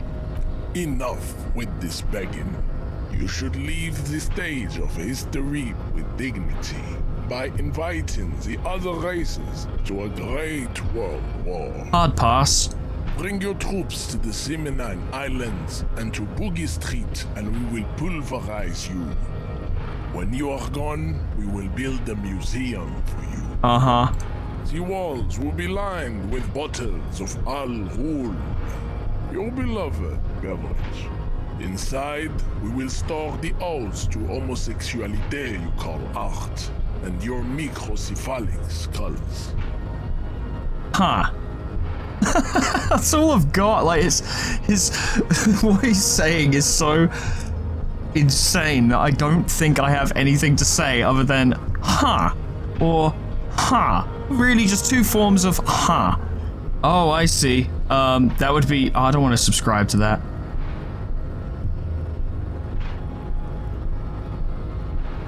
Although then again, I wouldn't really be doing it. I'd just be convincing him. Let's give it a try. ask what kind of races there are first. Classification is core to this stuff. Measurehead, I am new to this world. Help me understand its races. I need to know what different kind of races there are. Do you? The lieutenant looks at you. This is for the thing. The lieutenant looks toward the harbor's electronic door, and then to you. He lets out an audible sigh. I know it sucks, Kim, but play it cool. You are obviously a liberal, Sailite. A polyculturalist. I can see it from your love of microtechnology and your sartorial choices. Do not deny your friend the truth you have denied yourself. Uh-huh. Look, it's gonna get rough, but we got a job to do. There are 3 categories of race. Type A, the heroic races. Type B, the servile races. And the vile CF race cauldron of pederasty. Christ. Which one do you need educational? Let's start with Type A, shall we? Those are the Simonese, the Areopagite, and the Occidentals, excluding the Maun, of course. The Maun are riddled with eczema to the point where they find it impossible to smile. They are all lactose intolerant, a common result of inbreeding. It's fascinating to talk to someone who is has clearly absorbed a lot of information. Not good or not real, not facts, but they sound like them and they present them well. And it's like he's clearly out of his mind, but he does talk, and I'm using real quotation marks here, logically. A receding genetic pool has led the Maun on reprehensible street parades. In Maun cities like Stadskanal and Vredefort, wearing wooden clogs on their feet and little green tassels on their hats. That doesn't sound accurate, but who exactly are the Maun? You know them by the names of their nation states. The Oranese, the Gotwaldians, and the Königsteiners. My people simply call them Maun. I suspect it may be a slightly derogatory term. The Maun are proof that you can have too much Occidental racial purity and tassel-centric culture. Inbreeding has led to a lactose-intolerant subrace whom no one can take seriously. A lot of race talk today. Colorful tassels are, let's be honest, not a good sartorial choice for this century. You might want to avoid wooden clogs too. Hey man, I'm a quarter Dutch. I don't mind clogs. So who are Type A then, in your view? The Vespertines and Messenians of Vesper and Messina. The ancient Meteorans of Meteo by the golden Pisantic Sea. The Suren of Sur-la-Clé, and even the North Königsteiners. All have Type A race propensities. Okay. The other large Mondial civilization, the Mesk, are too yellow and indigenous to count as a heroic race. True, they are violent and expansionist, but they have a glandular problem. He draws his line across his, draws a finger across his face. Overproduction of sebum. Sebum is leaking into their brains, making them listen to El Mariachi music and eat toxic minced meat-based food, which in turn only produces more sebum. What the hell is sebum? And who are the Semines and Areopagites in this? As proven by the Maun and the Mesk, Occidental Type A is in retrograde. The Semines and the Areopagite are on the ascent. And the Semines are... the indigenous people of this, the Insulindian archipelago. The Semines inhabit the southern islands. I am Seminese, from the stock of Ulmbuir on Ile de Fantôme. He gestures toward the south across the ocean. And the Areopagites? The Areopagites are the master race of the Ile Maran deserts. The Simonese are descendants of the Areopagites, We came here during a heroic migration from Ile Marat to Ansuland. Thousands of years before the lactose-intolerant Marne Occidentals discovered this place. So what's the difference between the two? The Areopagites are sleek, long-headed. The Simonese are powerful, mesomorphic. The former is an immutable progenitor, unchanged since the Super Isola of Pericarnassus. The fuck? Ancient brains rest in their slender skulls. He falls silent, contemplating the beauty and the mystery. This is far beyond stuff I can comprehend. This is nuts. The latter is perfected and adapting. Together they form the Simeno-Areopagite or Simeopagite super race. That is all. There are no more type A races in the world. Okay. Nature was not capable of more. Right. So type B? Type B are the unheroic races, amorphous non-competitors of the great race. The Koikos and the Vacholiers, they are mud-colored people. Mud-colored? To an untrained eye, the Koiko appear white and pinkish, like a ham sandwich. But look into their eyes and you will see. They are of an indistinct muddy color, and so is their skin. Unhealthy, sweaty, and ashen. He squints, full of sage wisdom. Pinkness is a racial quality that has to be earned through centuries of advanced ballistic warfare and cultural domination that the Grad people have undergone for drinking alcohol and smoking the degenerate tobacco and for eating potatoes. What's wrong with potatoes? The Koiko, the countless micronationalities of Grad, are all inexplicably obsessed with potat. The only thing they like more is dividing into microscopic ethnostates, like political amoeba. And the Vacholiers you mentioned? The Vacholians, halfway between type A and the racial cauldron. Two makes to know right from wrong. You tried your degenerate little revolution, which was the single greatest failure committed by humans in our 82,000-year history on this planet. So you're not a fan then, huh? Is it 82,000 years that we've been recording history? You have very little idea of what is happening, but that seems a little off. Pretty sure history hasn't lasted that long. The mysteries of the people of this planet are a tragedy that has played out countless times over, like a fever dream of skin, hair, and bone. Wake up, naive Chespius. I've heard about this revolution. Mistakes were made, but it was the right stuff. You're wrong about it. The revolution came to Ravachol from Grad, in Zaraz-ridden potato carts. It is literally an illness. A prion disease that leaves the parietal and frontal lobe ridden with holes. A soft, sponge-like mass of dementia, hallucination, and paranoia. The revolution is fatal familial insomnia.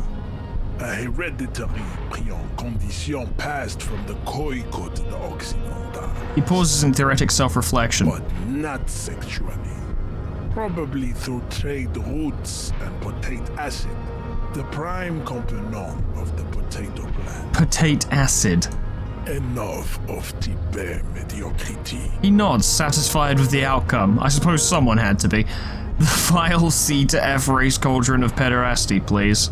Types CF are a museum of failed chimeric experiments and tragic maladaptations. They are tortured creatures waiting to be put to sleep. Your morbid interest in them worries me. Chimeric experiments? Lesser races like the mosquito, a grotesque mixture of a masked woman and a Seminese man. Only possible if the mother is masked and the father Seminese.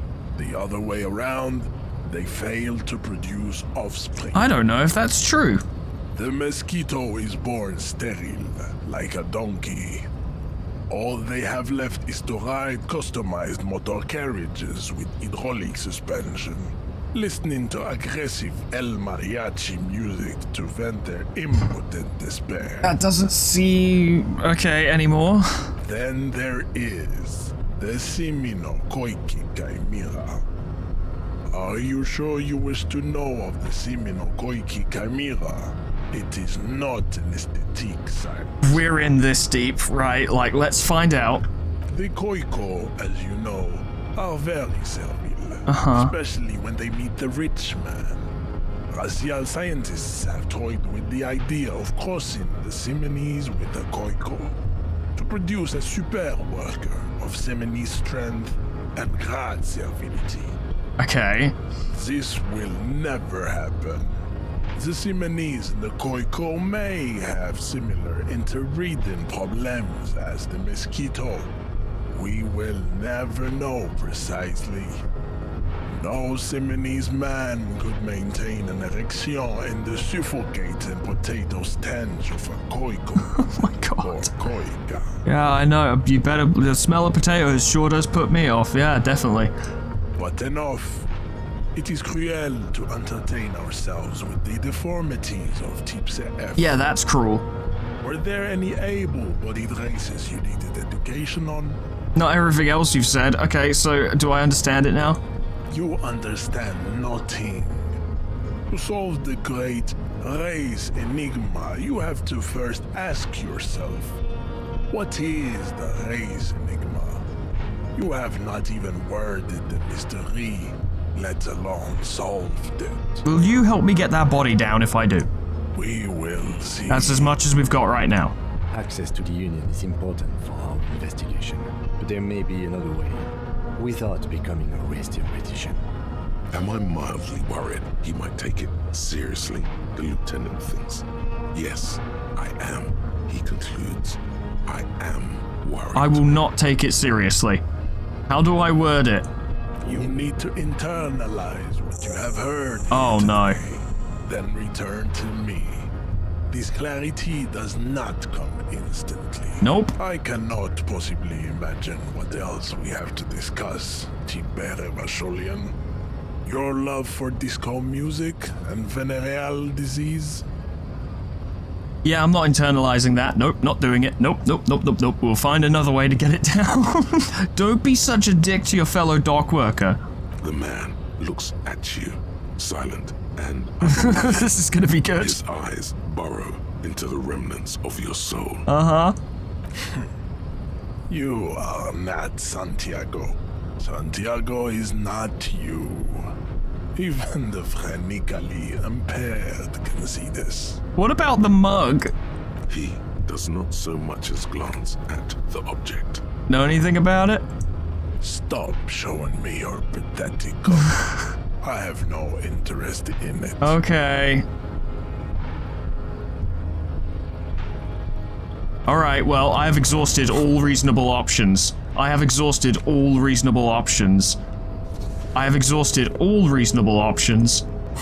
It's time to fucking go. Yeah. I'm not gonna save beforehand. We succeed or we fail. Let's do this, big boy. Unpromising race pupil returns. I'm just gonna knock him out. Oh no. Oh fuck. Oh boy. How did this happen? Your little fist is in his giant hand, Oh. and he's squeezing it. It hurts. I imagine it does. You must be out of your mind, degenerate drunk. Say it.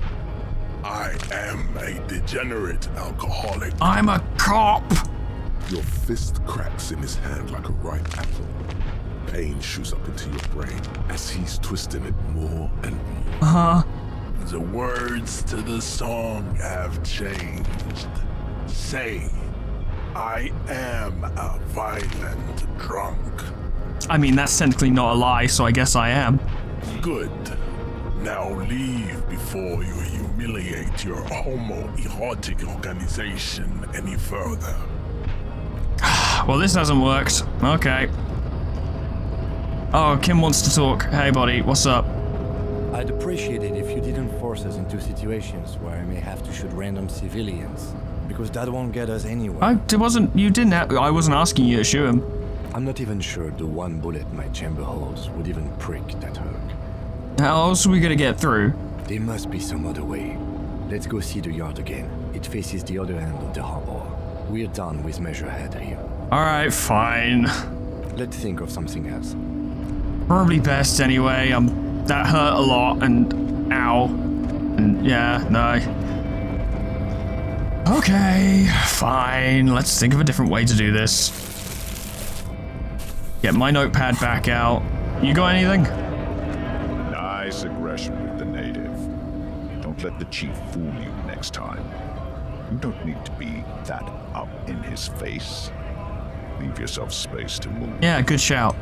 Not bad advice, actually. This might do the trick. Oh. Let's talk about our right to work. I need you to be my champion against Jean-Luc up there. No, I'm not a fighter. I'm a worker. Oh. There's not even a chance to convince him.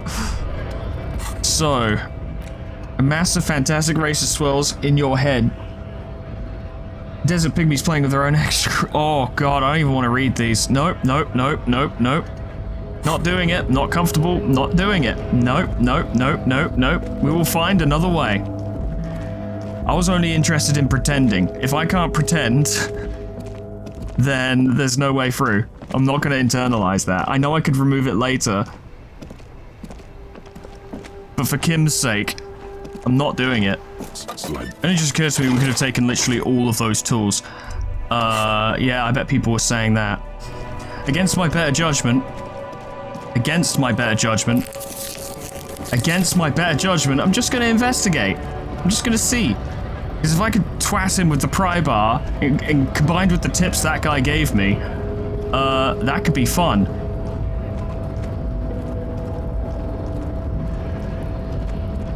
Let's just have a look, huh? Let's just have a little look-see. Hey, buddy, how's it going?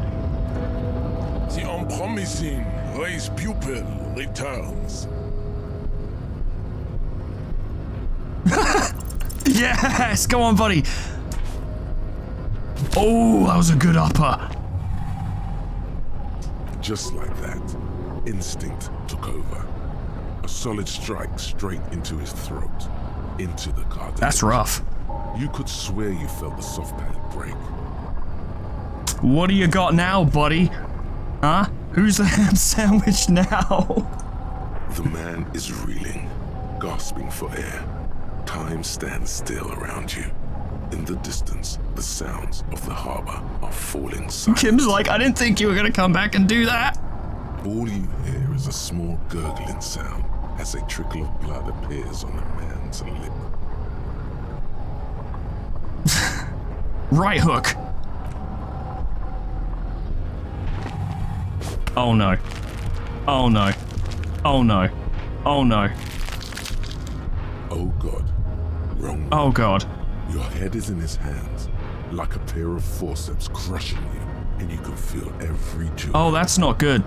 You know the words. I am a degenerate drunk. I was winning. Wiggle loose. The compression is unbearable. This is causing some serious damage to whatever precious, gelatinous thing is inside there. Your sight turns red. Oh no. It must be neurodegenerative. You never learn. Try again. Punch his lights out with a right hook. Not while my health is so bad. Time to cash out. Okay, this was a failure. All right, I learned my lesson. I'm sorry. I'm sorry. I'm sorry. I'm sorry. I'm sorry. Oh, it was such a good punch, though.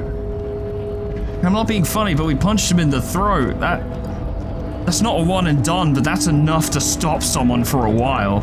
You don't just shake that off. I need more help from you. Turning into a kind of I don't want to talk about that.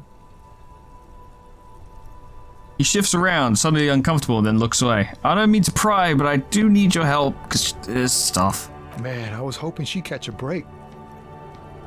All I can say is, she isn't around here anymore. She isn't some mastermind evildoer.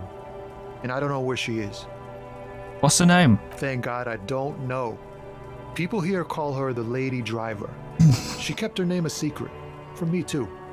Now I see why. Uh-huh. Again, not a lie as far as you can tell. Who is she to you? A friend? An acquaintance? I don't know. She was the only person in this damn jam I could talk to. She's someone I don't want to rat out to the law, okay? What does she look like? A youngish woman. Gruff, but in a cool way. Okay. What color hair? Blue and violet. Dyed. It was violet when she got here.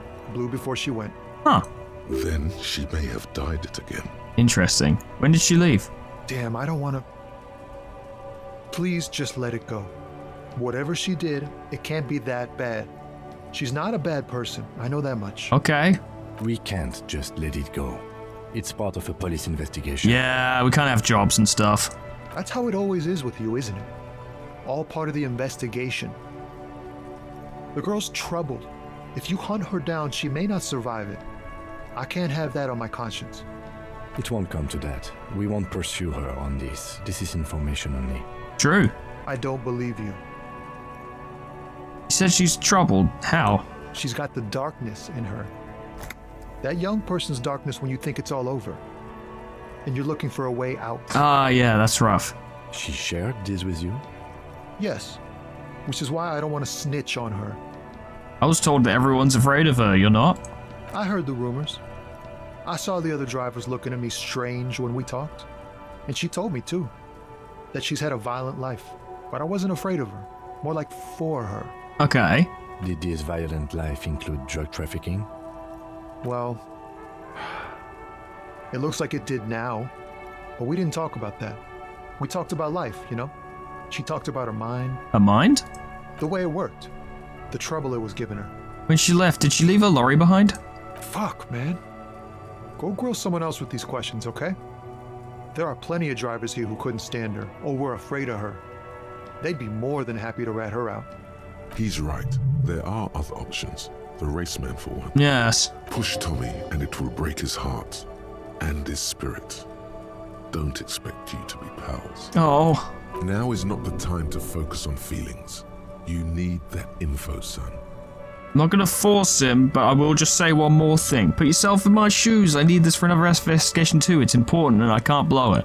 You're not gonna put a bullet in your head if you blow it, are you? Because she's on the edge, man. Imagine it. An explosion of stars. Goodbye world of men, money, and machines. I'll drop it for now. Thank you, friend. Wow, this makes me feel like I should pick up smoking again. Would help with my rhymes, too. That's all for now. Goodbye, and don't pick up smoking again. Very bad. I'm gonna go talk to the fucking goddamn stupid goddamn racist and get him to tell me. Boy, you, fuckhead, I've got more questions. Looking for something, Aunt? Come to tell me to fuck off again? Probably, but I also want to know something else. Where's the lady driver? I don't know what you're talking about. First you knew he didn't do it. He did something. He stole his employer's goods and another lorryman's job. You should be thankful for the tip. Then why are you smirking? Listen up, fuckwits. You don't scare me. You cops don't run Revachol West. You don't run Martinez. You don't run anything. Who does? You? No. He means La Puta Madre. The name resounds like a bell in the air. A dark gong. You get a bad feeling about it. Uh-huh. Looks like the lieutenant has a plan. Let him do this. Yes. Yeah, him. Cross your arms and nod. Then I presume you are familiar with his peonies. Ah. Yeah, they're his little bitches. He's got them all over the unions. Right. Not just the unions. He has peonies everywhere. Some say he even has them in the RCM. Dirty fucking peonies who'll do anything for him. Multi-ethnic drug addicts. Never heard Kim go that hard before. He's doing a thing, let him get on with it. You're not peonies. You wouldn't be investigating a drug thing if you were. Oh, wouldn't we? No, of course not. We are not peonies. But if we were, and one of Madre's drivers were to be stealing from him, then it's a good peony's job to find out who that is. It's not a hard job. It won't take a long time. It won't make Padre Madre angry. But a stupid fucking racist is standing in the way, protecting this fucking thief. Yes, yes, get him. I'm not scared of you or the mob. I'm under the protection of the Lorrymen and Carters Guild. I'm sure they'll do a lot about it once you're dead. Yeah, I'm sure that'll help. I'm sure that'll help you out a bunch. You'll be fine. They'll pay for you to have a really nice gravestone, I'm sure. You've seen that corpse in the ceramic armor there. Did his shitty little guild protect him? The lieutenant points to the yard. Nah, you wouldn't just leave him out there if you... He tries to light a fresh cigarette, but his hands are shaking now. The sentence simply ends. Go on, Kim, play hard cop. The lieutenant turns and gives you a barely perceptible nod. What a legend. I've softened him up as best I could. Now it's on you to finish the job. Oh no, the pressure. Be careful. This man's still got some fight in him, by the looks of it. It won't be easy to break him. This is a white check, you may retry it. Okay. 28% chance, give it a go. Men like this only respect two things: strength and fear. I'll have you know, I half punched out that giant dude on the bridge. Time to turn up the volume. Oh boy. Show me her lorry right fucking now. The lady driver's lorry. Where is it? Fuck you, I told you. I'm not gonna... Are you not? There. His voice grows smaller as yours. What's your name, fuckhead? I'm gonna go on police radio saying this guy told Marjorie to fuck off. Look, fuck you, man. It's some lorry down there. Green, banged up thing. I don't fucking know who she is. Yes, you do. When did she go away? I don't know. I don't even know her name. She just rolls with the fleet and acts like a big shot. Some dyke, probably. I haven't even seen her for days. You're just running the full gamut of, like, dickhead, aren't you? Where exactly is her lorry? Past the monument. Down there. The Green Temple. Now, leave me the fuck alone, okay? No. A small temple by the monument. Green. Let's get into that lorry. I brought a pry bar. Looks like he got his adrenaline up, too. Yeah. Right, I'm going. Fuck you. Kim, we've got questionable police work to do. Are you excited? I'm excited. My character's been getting stuff done today, you know, with varying success. But still getting stuff done. So, green. We're looking for a green lorry.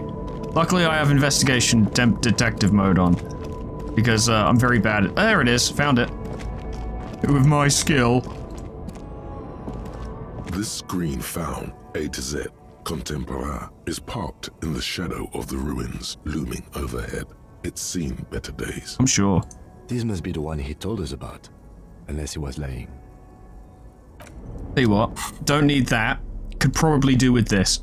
That would probably help. It is nighttime after all. Oh, he moves around. Ah, fun. Okay, so let's have a look inside. The glass on the side windows is tinted and covered with dust.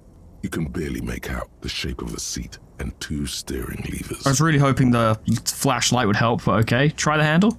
The door is locked. The handle looks shiny, like it's recently replaced. Sounds about right. There's no pick in this lock.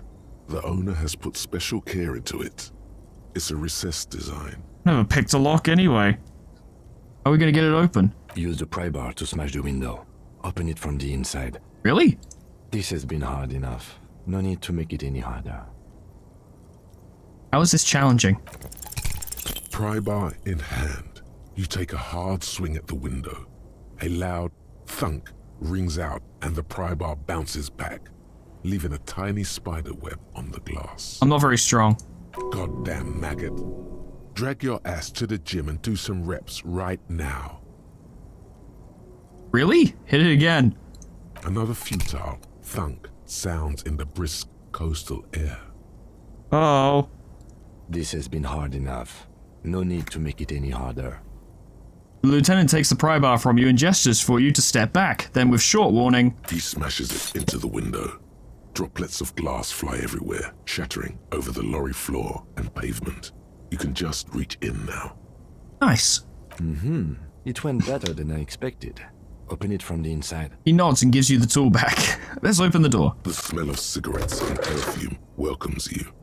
The cabin inside is plastered with old movie posters. Actresses smile from the walls. There's a radio transmitter in the front and a toolbox tucked under the driver's seat. Some tools lie scattered near the pedals. Admire the posters. These are movie posters featuring starlets from long-forgotten films from the 20s, the teens, even the 90s of the last century. Hot damn. One of them particularly catches your eye. A centerfold of an ingenue attached right above the back seat. Study it. The actress is draped in a sheath dress, one of her shoulders bared. The faded remains of an autograph run across the poster. She's looking past the camera. Okay, enough of that now. The actresses and the rear actor all smile you a warm goodbye. A radio transmitter is attached to the dashboard and a toolbox sits under the driver's seat. Damn in the radio. Looks like the frequency dial is absent. It requires a key to work, but the key has been removed, likely by the missing lady driver. I think the fact that we broke this window is going to be a problem. Strange. There are so many radio stations saved here. Must be over 100 at least. The lieutenant leans closer to the radio and hums. What about the Speed Freaks FM? No, that's on 78.9. He stops coughing awkwardly. Raise your eyebrows. What? I happen to have committed the frequency to memory. I have no problem admitting that. Uh-huh, so why would anyone need so many? For contacting an entire fleet of lorrymen, for example.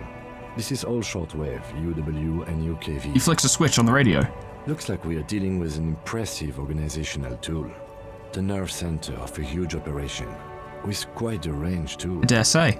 A 20-kilometer radius at least, perhaps extended by an attachable antenna that's not here right now. That makes sense. Is there anything we can do with it? Doesn't look like it. It's completely inoperable without a dial key. What else is here? The smell of 1,000 cigarettes, some dead actresses, and a rusty old toolbox under the seat. Check the pedals? You wedge yourself under the steering wheel to get a better look. Seems like the few tools lying around here, a hammer, a pair of pliers, a rusty wrench, have been casually thrown there by the disorganized driver. But one odd detail does catch your eye.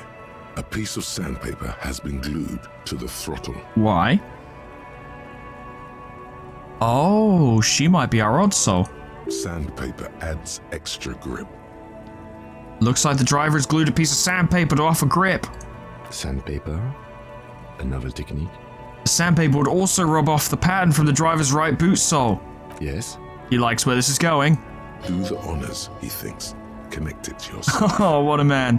One of the footprints of the crime scene had an aberration. One sole was smoother than the other. Which means that the missing lady driver was present at the lynching. The lieutenant's eyes light up behind his prescription lens. And she's also the one running the drug trade. What a handful. We've identified one of the footprints, but there are still 7 to go. We're doing good. We're figuring it out. The movie stars are still smiling from the walls. There's a radio transmitter in the front and a pull-out toolbox tucked under the driver's seat. Some tools lie scattered near the pedals. Pull it out. A metallic drawer slides out from the seat. It's empty, except for a folded newspaper. Unfold it. It's an issue of Périphérique from last Wednesday. A piece of paper falls out from its pages. Pick it up. It looks like an article ripped out from a radio enthusiast magazine.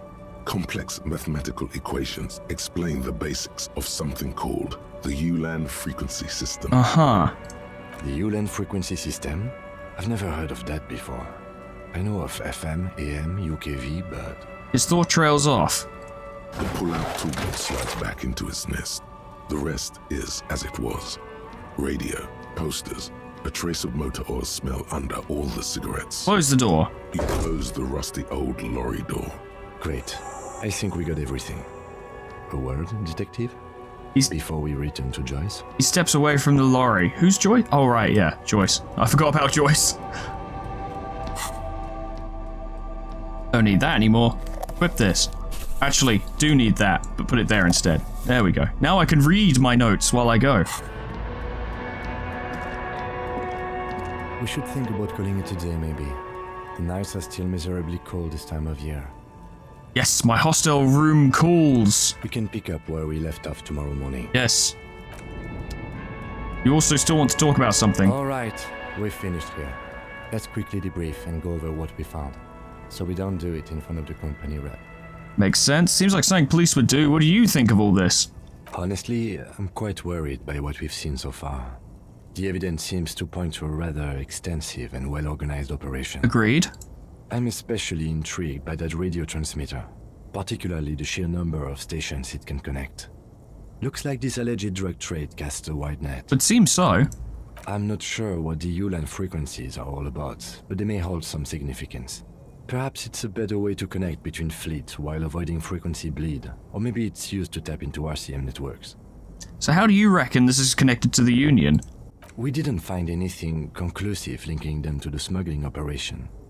But somehow, I doubt that Evrard Clare would be oblivious to something like this happening right under his nose. Yeah, it's a bit too large scale, isn't it?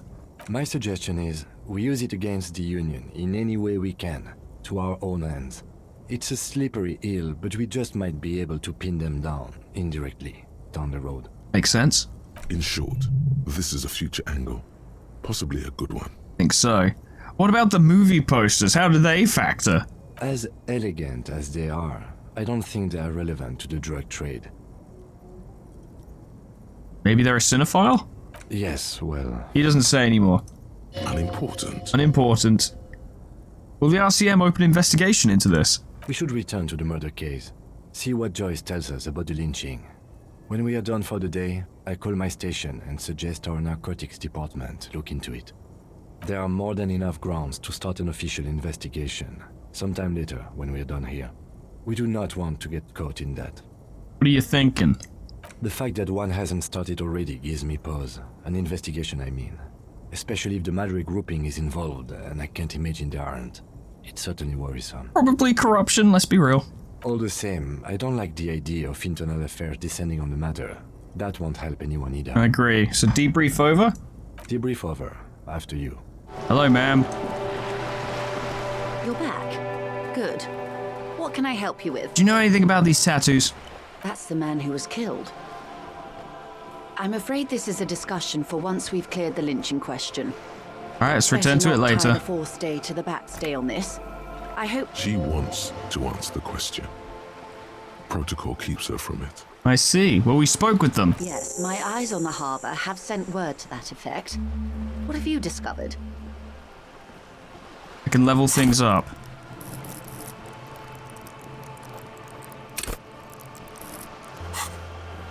Was there a thought thing I really wanted? No, nothing here is particularly pressing. Although this one was actually pretty important. This was like the most important of all the thoughts, the one you must truly complete. Alright.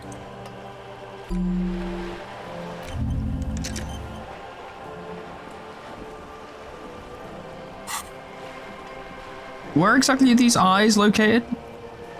It doesn't really matter. And I do apologize for the surveillance. Wild Pines can't afford to be blind at a time like this. Fair. In any case, it's a relief to know someone has looked into it. If I may ask, will there be an official investigation? I assume you discovered there is an operation. Me and Kim are standing inside of each other, that's weird. The lieutenant is about to interject. Cut him off. This decision should be yours. Let the lieutenant handle it. If there is an investigation, it will be part of an ongoing operation, subject to confidentiality. I'm sure you understand. Of course, detectives.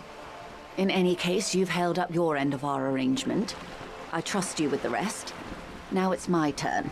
Uh-huh. I wouldn't normally break protocol like this, but the situation demands it.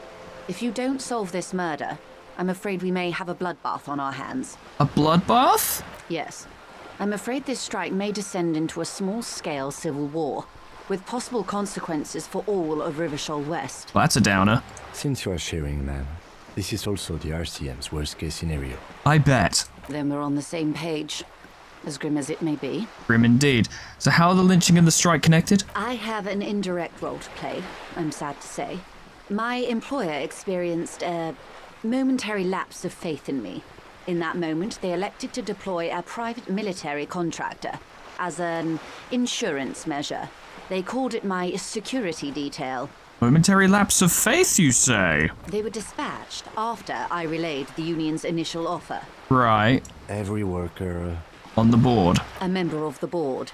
I tried to convince my employer it was simply a piece of rhetoric or a joke. They did not appreciate the humor. I'm sure. So, do you need a security detail? I guess you probably do. People here are violent. Absolutely not. These mercenaries are muscle, pure and simple. They are meant to intimidate the Union into surrendering. Then clearly that went well. Who are they, exactly? Crenel, an Oranese military company. As far as I know, 3 arrived in Martinez. They report to me sporadically, but they do not answer to me. To be frank, our relationship is deteriorating. Brilliant. They wear ceramic armor, have semi-automatic weapons, and years of combat experience. They also have trauma and stressor disorder, and no idea how to conduct themselves in an urban civilian environment. Brilliant. Heavily armed, socially inadequate. Brilliant. So, what happened? The story is, one of them, the colonel, I don't know his real name, Oh God. sexually assaulted a local woman while he was drunk and separated from his unit. This allowed some of the more militant Union members to subdue him. I hope he was the one who was lynched. He was taken out behind the whirling in rags and lynched last Sunday night. Good. What then? Nothing. Mr. Clare refuses to let me into the harbour. I have not been able to discuss this matter with anyone there. The remaining 2 Crenel contractors carry out their orders, for now. For now? It's a smokescreen. In secret, they are conducting an independent military tribunal into the lynching. Once this investigation is concluded, executions will follow. Oh boy. What is the nature of this so-called investigation? Whether to execute one, some, or all of the Union militants. I have to say, this is not disco. It is very far from disco. My only hope is that you provide a single, concrete suspect before the mercenaries indiscriminately pick theirs. Simply put, She grabs hold of the mainsail. if you don't pin this on someone good and do it fast, they will identify and execute everyone present at the lynching. This in turn will force the Union to respond. Right. They would have to project strength and power. Uh-huh. The Debarders have over 2,000 men. It will be 1,000 to 1. Have you ever seen a Hornet invade a beehive, Lieutenant? It's not pretty. Can't imagine. These men work in tandem using semi and fully automatic firearms. Their armor is virtually impenetrable to muzzle-loaded weapons, even yours. Most Union workers don't have guns at all. Yeah. As I said, a bloodbath. Isn't this a pretty bleak scenario you're describing? Many bleak scenarios have already come true. Nameless, badgeless detective of the citizens' militia. Fair point. All we can do is keep the rest from going the same way. One single concrete suspect delivered into civil court, and I may be able to defuse this situation. May. So what can you tell me about Crenel? Not much. Their public resume is relatively good, as far as private military contractors go. I believe they were once called Downwell. Okay. They boast a long list of clients. Saint-Baptiste, Welchman-Lorenz, Eintracht. A warning sign, however. The operations concerned all take place in third or fourth world countries. Guarding facilities, escort missions and such. Right. Meaning they're used to operating in war zones. So they're very experienced. Yes. All the good conflict corridors, Supramundi, Yesut, the Seminese Islands, countries that don't have a good record reporting atrocious military conduct on their soil. Anything else you got? Sadly, no. Before this happened, I had little interest in them. Now that I do, I don't have the resources. She thinks. If you still have access to the ICP's database, you could run a better background check than I ever could. It may take some time, though. She thinks. Do you know a lot about the inner workings of the RCM and the ICP now? In my line of work, it pays to do your research. I was prepared to deal with the RCM, I did not think I'd be dealing with a group like Crenell. Could you just, like, tell them to go away? Could you just contact the company? I have. And they will. However, these orders take time to reach what is basically a rogue unit out in the field here. Until they do, it's all on us. So you said they did something fucking terrible? Or he didn't.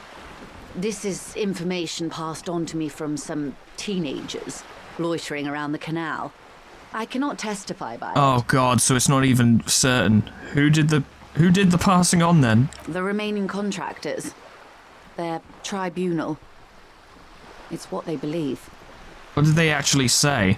That the man was killed because he assaulted a local woman. I've asked around a bit. This seems to be the accepted story around Martinez. Okay. The lieutenant consults his notebook, his eyebrows knitted in concentration. Odd. We haven't heard any reports about an assault in connection with the lynching. Where did it take place? And when? I'm guessing you don't know. Last Sunday night. Oh. At the Whirling in Rags, the hostel by the gates. Supposedly, the colonel was drunk. Maybe on narcotics, too. Interesting. Either way, he's alleged to have sexually assaulted a woman. Sometime later, a group of dock workers got their hands on him. Who was the victim? That's a good question, officer. I don't have the slightest idea. As I said, it's a rumor. About a rumor. Ugh. In any case, it's what the colonel's remaining colleagues believe. Couldn't be simple, could it? You meet her soon enough, you feel. Did you know the guy? If you mean did I see him alive? Yes. But I did not know him. And his name was? Lely.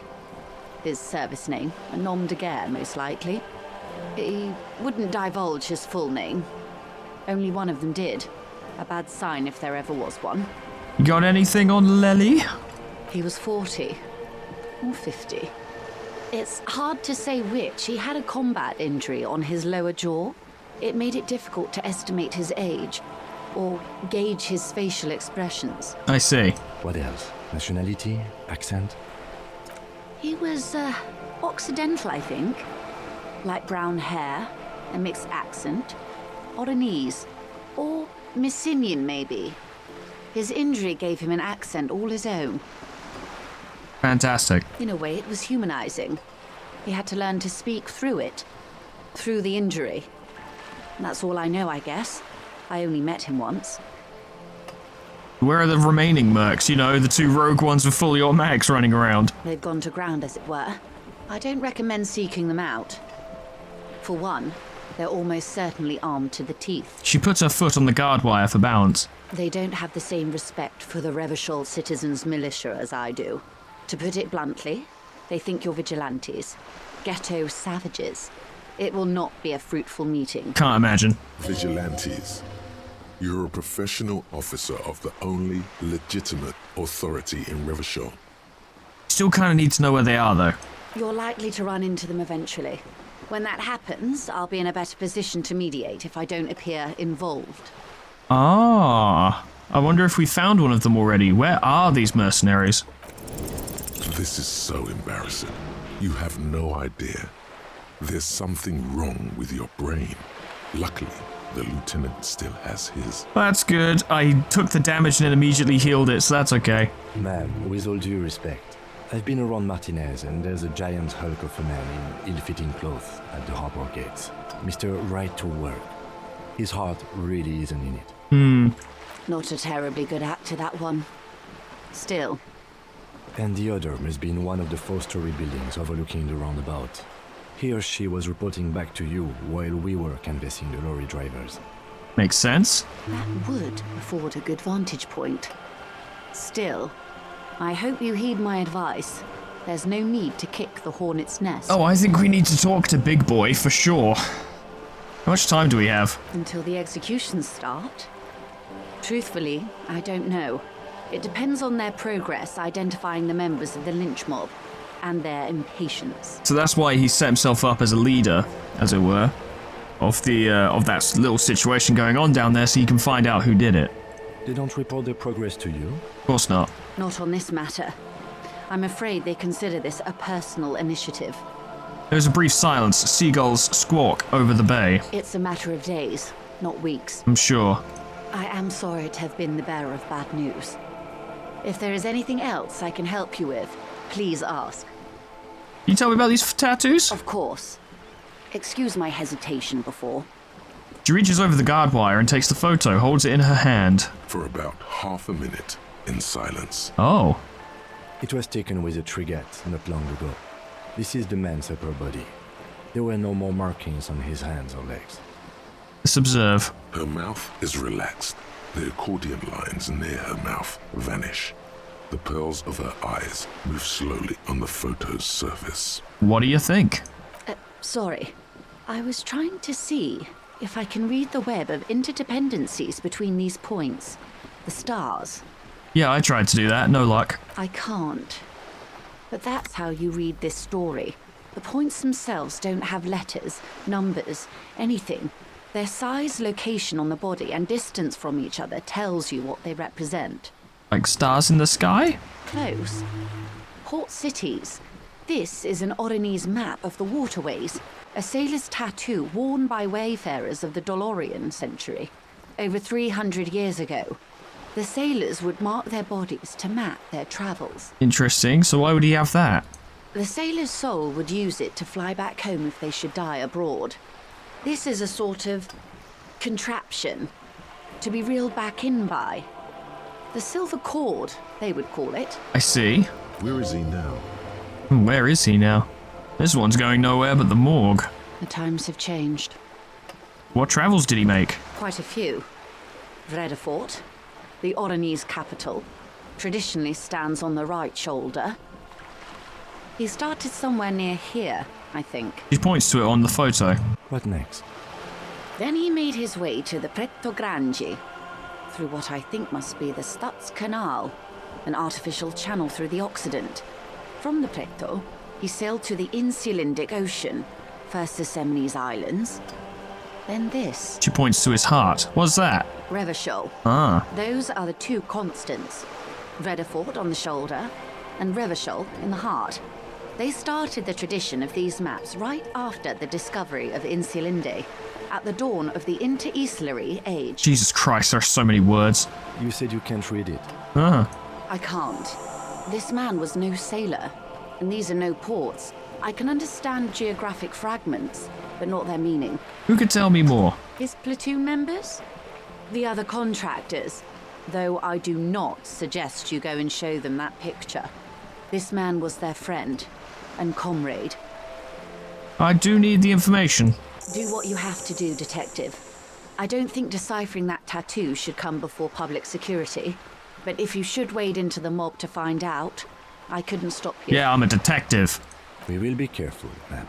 That's all for the tattoos, thanks. Is there anything else I can help you with? That's all, thank you. It's nearly 11 o'clock. It sure is a video game, Jesus Christ. A lot has happened today, and also very little. That's been the case for every video, like, a lot's happened, but also very little. We've done many things and also very few things. I assume I have to go and announce that I'm turning in for the night, and then he'll be like, okay, do you want to fucking have that debrief or something? I don't know. This is the door to the room you redecorated. Good night, Lieutenant. Just a moment. You had some questions earlier, I believe. And besides, we should discuss our progress on the investigation. Let's go out to the balcony. Alright, let's go. Yeah, this is what I wanted. Let's do it. I should put my fucking flashlight away, but it's too late now. The air outside is brisk. The lieutenant is silent for a moment. He listens to the traffic hum. Then looks at the barely sentient nutjob standing next to him with a fucking flashlight and a shopping bag. Where shall we begin? We should talk about the investigation, first and foremost. But I also remember you wanting to discuss the RCM. Didn't know you smoked, Kim. I have a cigarette every night when I go over my notes. It's something of a ritual. That's fair. Oh man, he looks so devastatingly cool with that cigarette. How did you get so cool, Kim? You mean this? This isn't cool. It's an unnecessary trial of will. and unhealthy. He flicks the ash. It's true. Keeping the habit within the parameters he's given himself takes a lot of focus. It would be easy to simply quit. I'm sure. Yet, were he to quit, he would lose the cool factor. This man relishes his cool quite a bit, below it all. I mean, I don't advocate this at all to all of you out there, but I do smoke, so I think I might want to pick up smoking. Do you have any more? I apologize, but I only brought one with me. I have exactly one cigarette every night while going over my notes. That's smart. If he had more, he might be tempted to have more. Okay, the debrief. Yes, it's been a long and eventful day. It sure has. How do you think today went? Well, we inspected the victim's body, so that's good. It was not easily approachable in that state, but we did it. We did do it. Our inspection was also very thorough, and we've already started following up on leads. Yeah, we did. I feel like I'm getting... I hope this is a consistent thing, actually, where Kim, like, reviews each day. It's like, how did we do? Well, we did this and that. Then you shot him in the chest, which wasn't ideal, and we still have to get him down from the tree. I admit, I'm a little out of practice, and you missed as well. Being sober also tends to help with precision. Yeah. But moving on to the interviews, we weren't able to find the union leader, Everard Clare, much less interview him. So that's on the to-do list for tomorrow. I mean, are we going to get to Everard tomorrow? Seems like quite a thing, although I do have a means of ways to get through there, perhaps. We interviewed Joyce Messier, the Wild Pines rep, and learned a lot. None of it very good news for us or Martinez, but... He gives you a quick nod of acknowledgement and approval. Above all, though, today was exhausting. What's with all the running? You run a lot. Is that a standard Prison 41 practice? So it acknowledges the amount of running you do. I don't like to waste time, you know. My mind moves fast. The rest has to try to keep up. It's impressive, especially for a man your age. And in those ages. Yeah, in snakeskin shoes. He nods thoughtfully, tapping his finger on his cigarette. Nice shoes, by the way. I like the green. Goes with the orange. Thanks, man. The shoes are great. I love them. So what are our powers exactly, the RCM? They're quite limited, actually.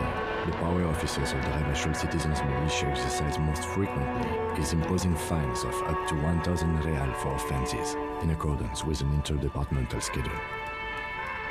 1,000? Why not more? The RCM's primary role is to ensure safety. We are not really supposed to play any part in the economic structure of Rebachol. So in this case, the fines are actually intended to be a deterrent to certain crimes rather than a means by which to fund the state. Man, if only that was the case in real life. Wouldn't that be an easy power to abuse?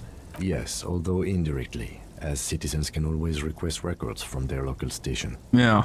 Officers of the RCM have been known to take bribes of less than the prescribed fine amount. It undermines trust in the RCM. Naturally. What else? We can arrest people, of course, but rather than bringing someone in directly, it's preferable to serve a station cold sleep. It prevents confusion and overcrowding. So how can you be sure they'll show up? You can't. Those who don't show up become fugitives, though, and have fewer legal rights when they are eventually caught. It's about power projection. Thus far, they seem to mostly show up. Well, that's good. When power calls you, you come. But power itself is a fragile trick of perception. That's true. What if someone resists? As you may have gathered from the fact that we are expected to carry a record of our kills, like the one in your watermarks, we are permitted to use whatever force is necessary, and strongly admonished not to abuse that power. It makes sense, and the fact that you have to keep a record was likely intended as a means to be like, to make you, aware of what you've done. But as you mentioned earlier, a lot of cops just use it as a tally. So if I kill someone while on duty... You have to supply compelling evidence for why it was necessary to use lethal force. In these cases, your partner is usually your witness. That makes sense. They would back it up or contest it, depending. Not a good position to be in, by the way. Internal Affairs handles these cases thoroughly, by cross-examining you for inconsistencies. It is hard to cover for anyone, which is for the best. Yeah, probably.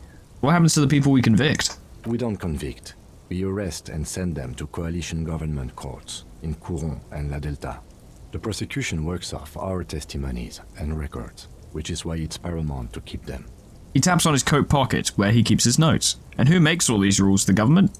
Yes, the international community's mission in Revachol, and the moral intern more broadly. I see. The RCM was formed by the coalition government to restore order in the international zone after the revolution. So we did.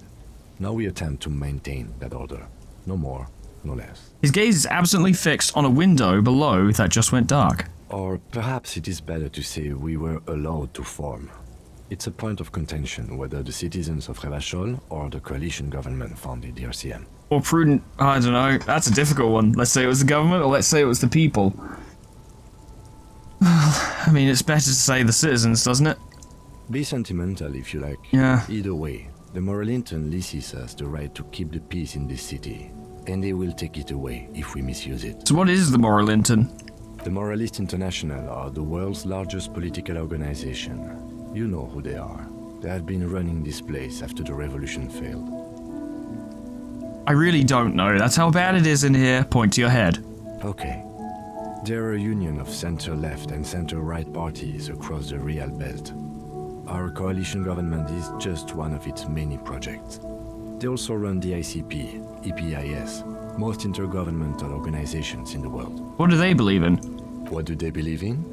They are Dolorians. They believe they continue the humanist project set forth by Her Innocence Dolores Day 4 centuries ago. Others say they are just technocrats. What is their symbol? Interesting question. It's a blue forget-me-not. Their motto is love, compassion, self-discipline. I think you can gauge what they want you to think of them from that. I'm sure, yeah. Something ominous. Something strange. A historic figure?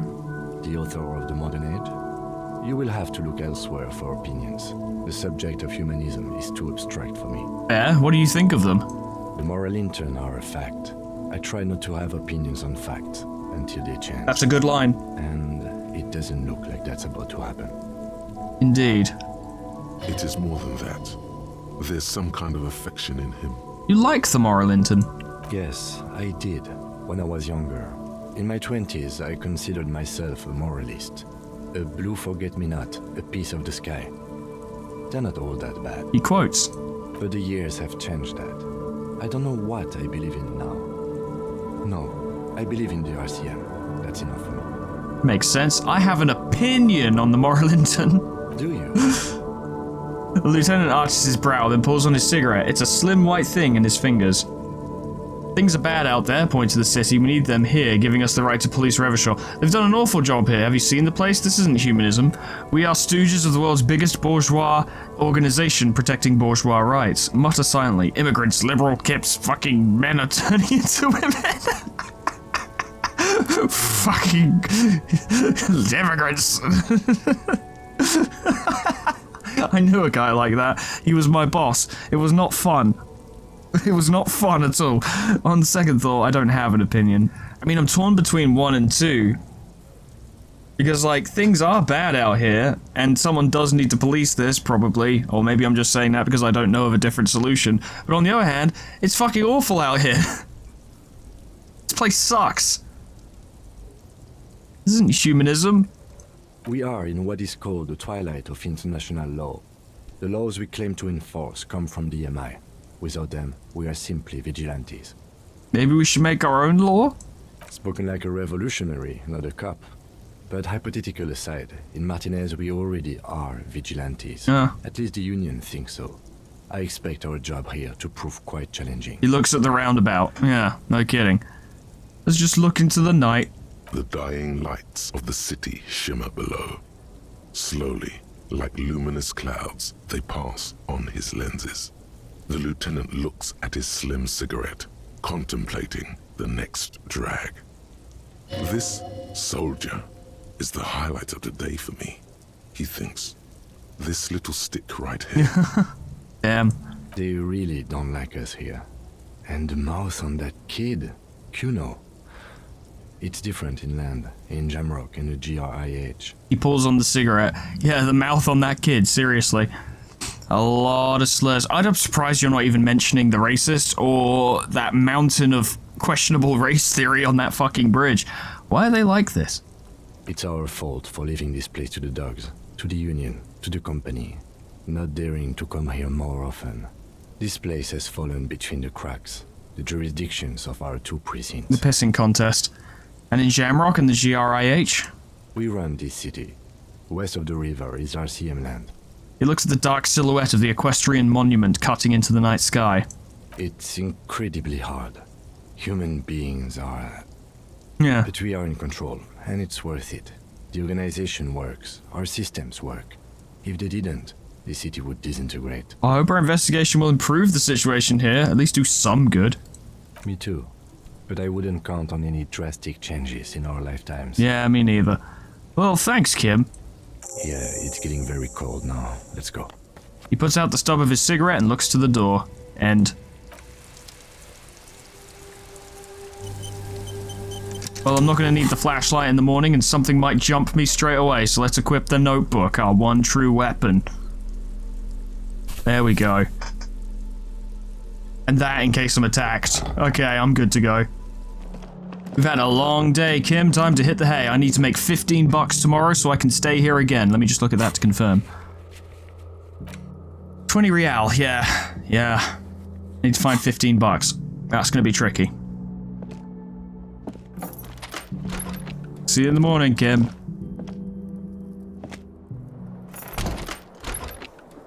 Bye. Can I fix my window by any chance? The window stands broken in its frame. You see some lights. No. What about the mirror? A mirror hangs on the bathroom wall. In it, your face, adorned with the expression.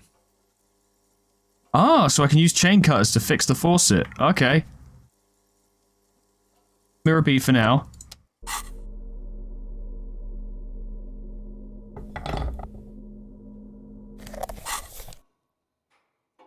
A mirror hangs on the bathroom wall. In it, your face, adorned with the expression. The expression. Let's try and fix it. Oh. The chain cutters slip out of your hands as you attempt to twist the faucet into place. Well, you know one thing for sure. You've probably never been a plumber. God damn. Fine. Time to sleep. The sheets feel at once coarse and clammy against your skin. The bed sags beneath your weight as you stretch out and finally close your eyes. I know I can go out without Kim and do stuff, but I couldn't think of anything I wanted to do without him, to be honest. Something might come up tomorrow night. Sleep. Ooh. And then, sleep doesn't come. But, I want to sleep.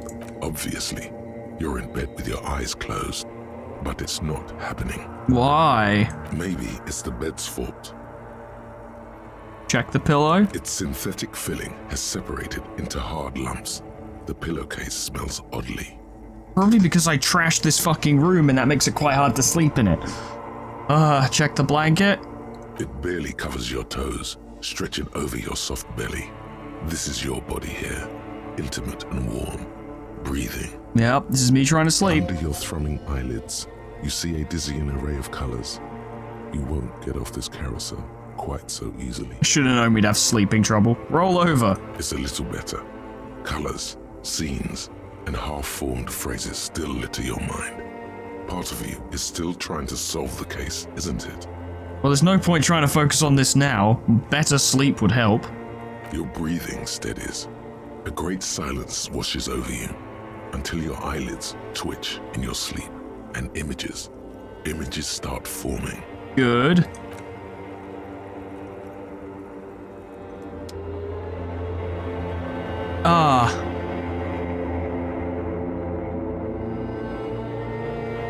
Of course we have to have a dream sequence, but we'll have a dream sequence next time, ladies and gentlemen, because, you know, it's been 3 hours. These videos are really long because I don't know when to quit, because I really like this game and I want to keep playing it all the time. But I guess we'll start next time with a dream sequence in the dreamscape, so that's fun. I bet that'll be wholesome, and I bet it won't cause us any kind of mental damage. We'll see. This has been a heavy one today, though. Ladies and gentlemen, thank you so much for watching. What a ride.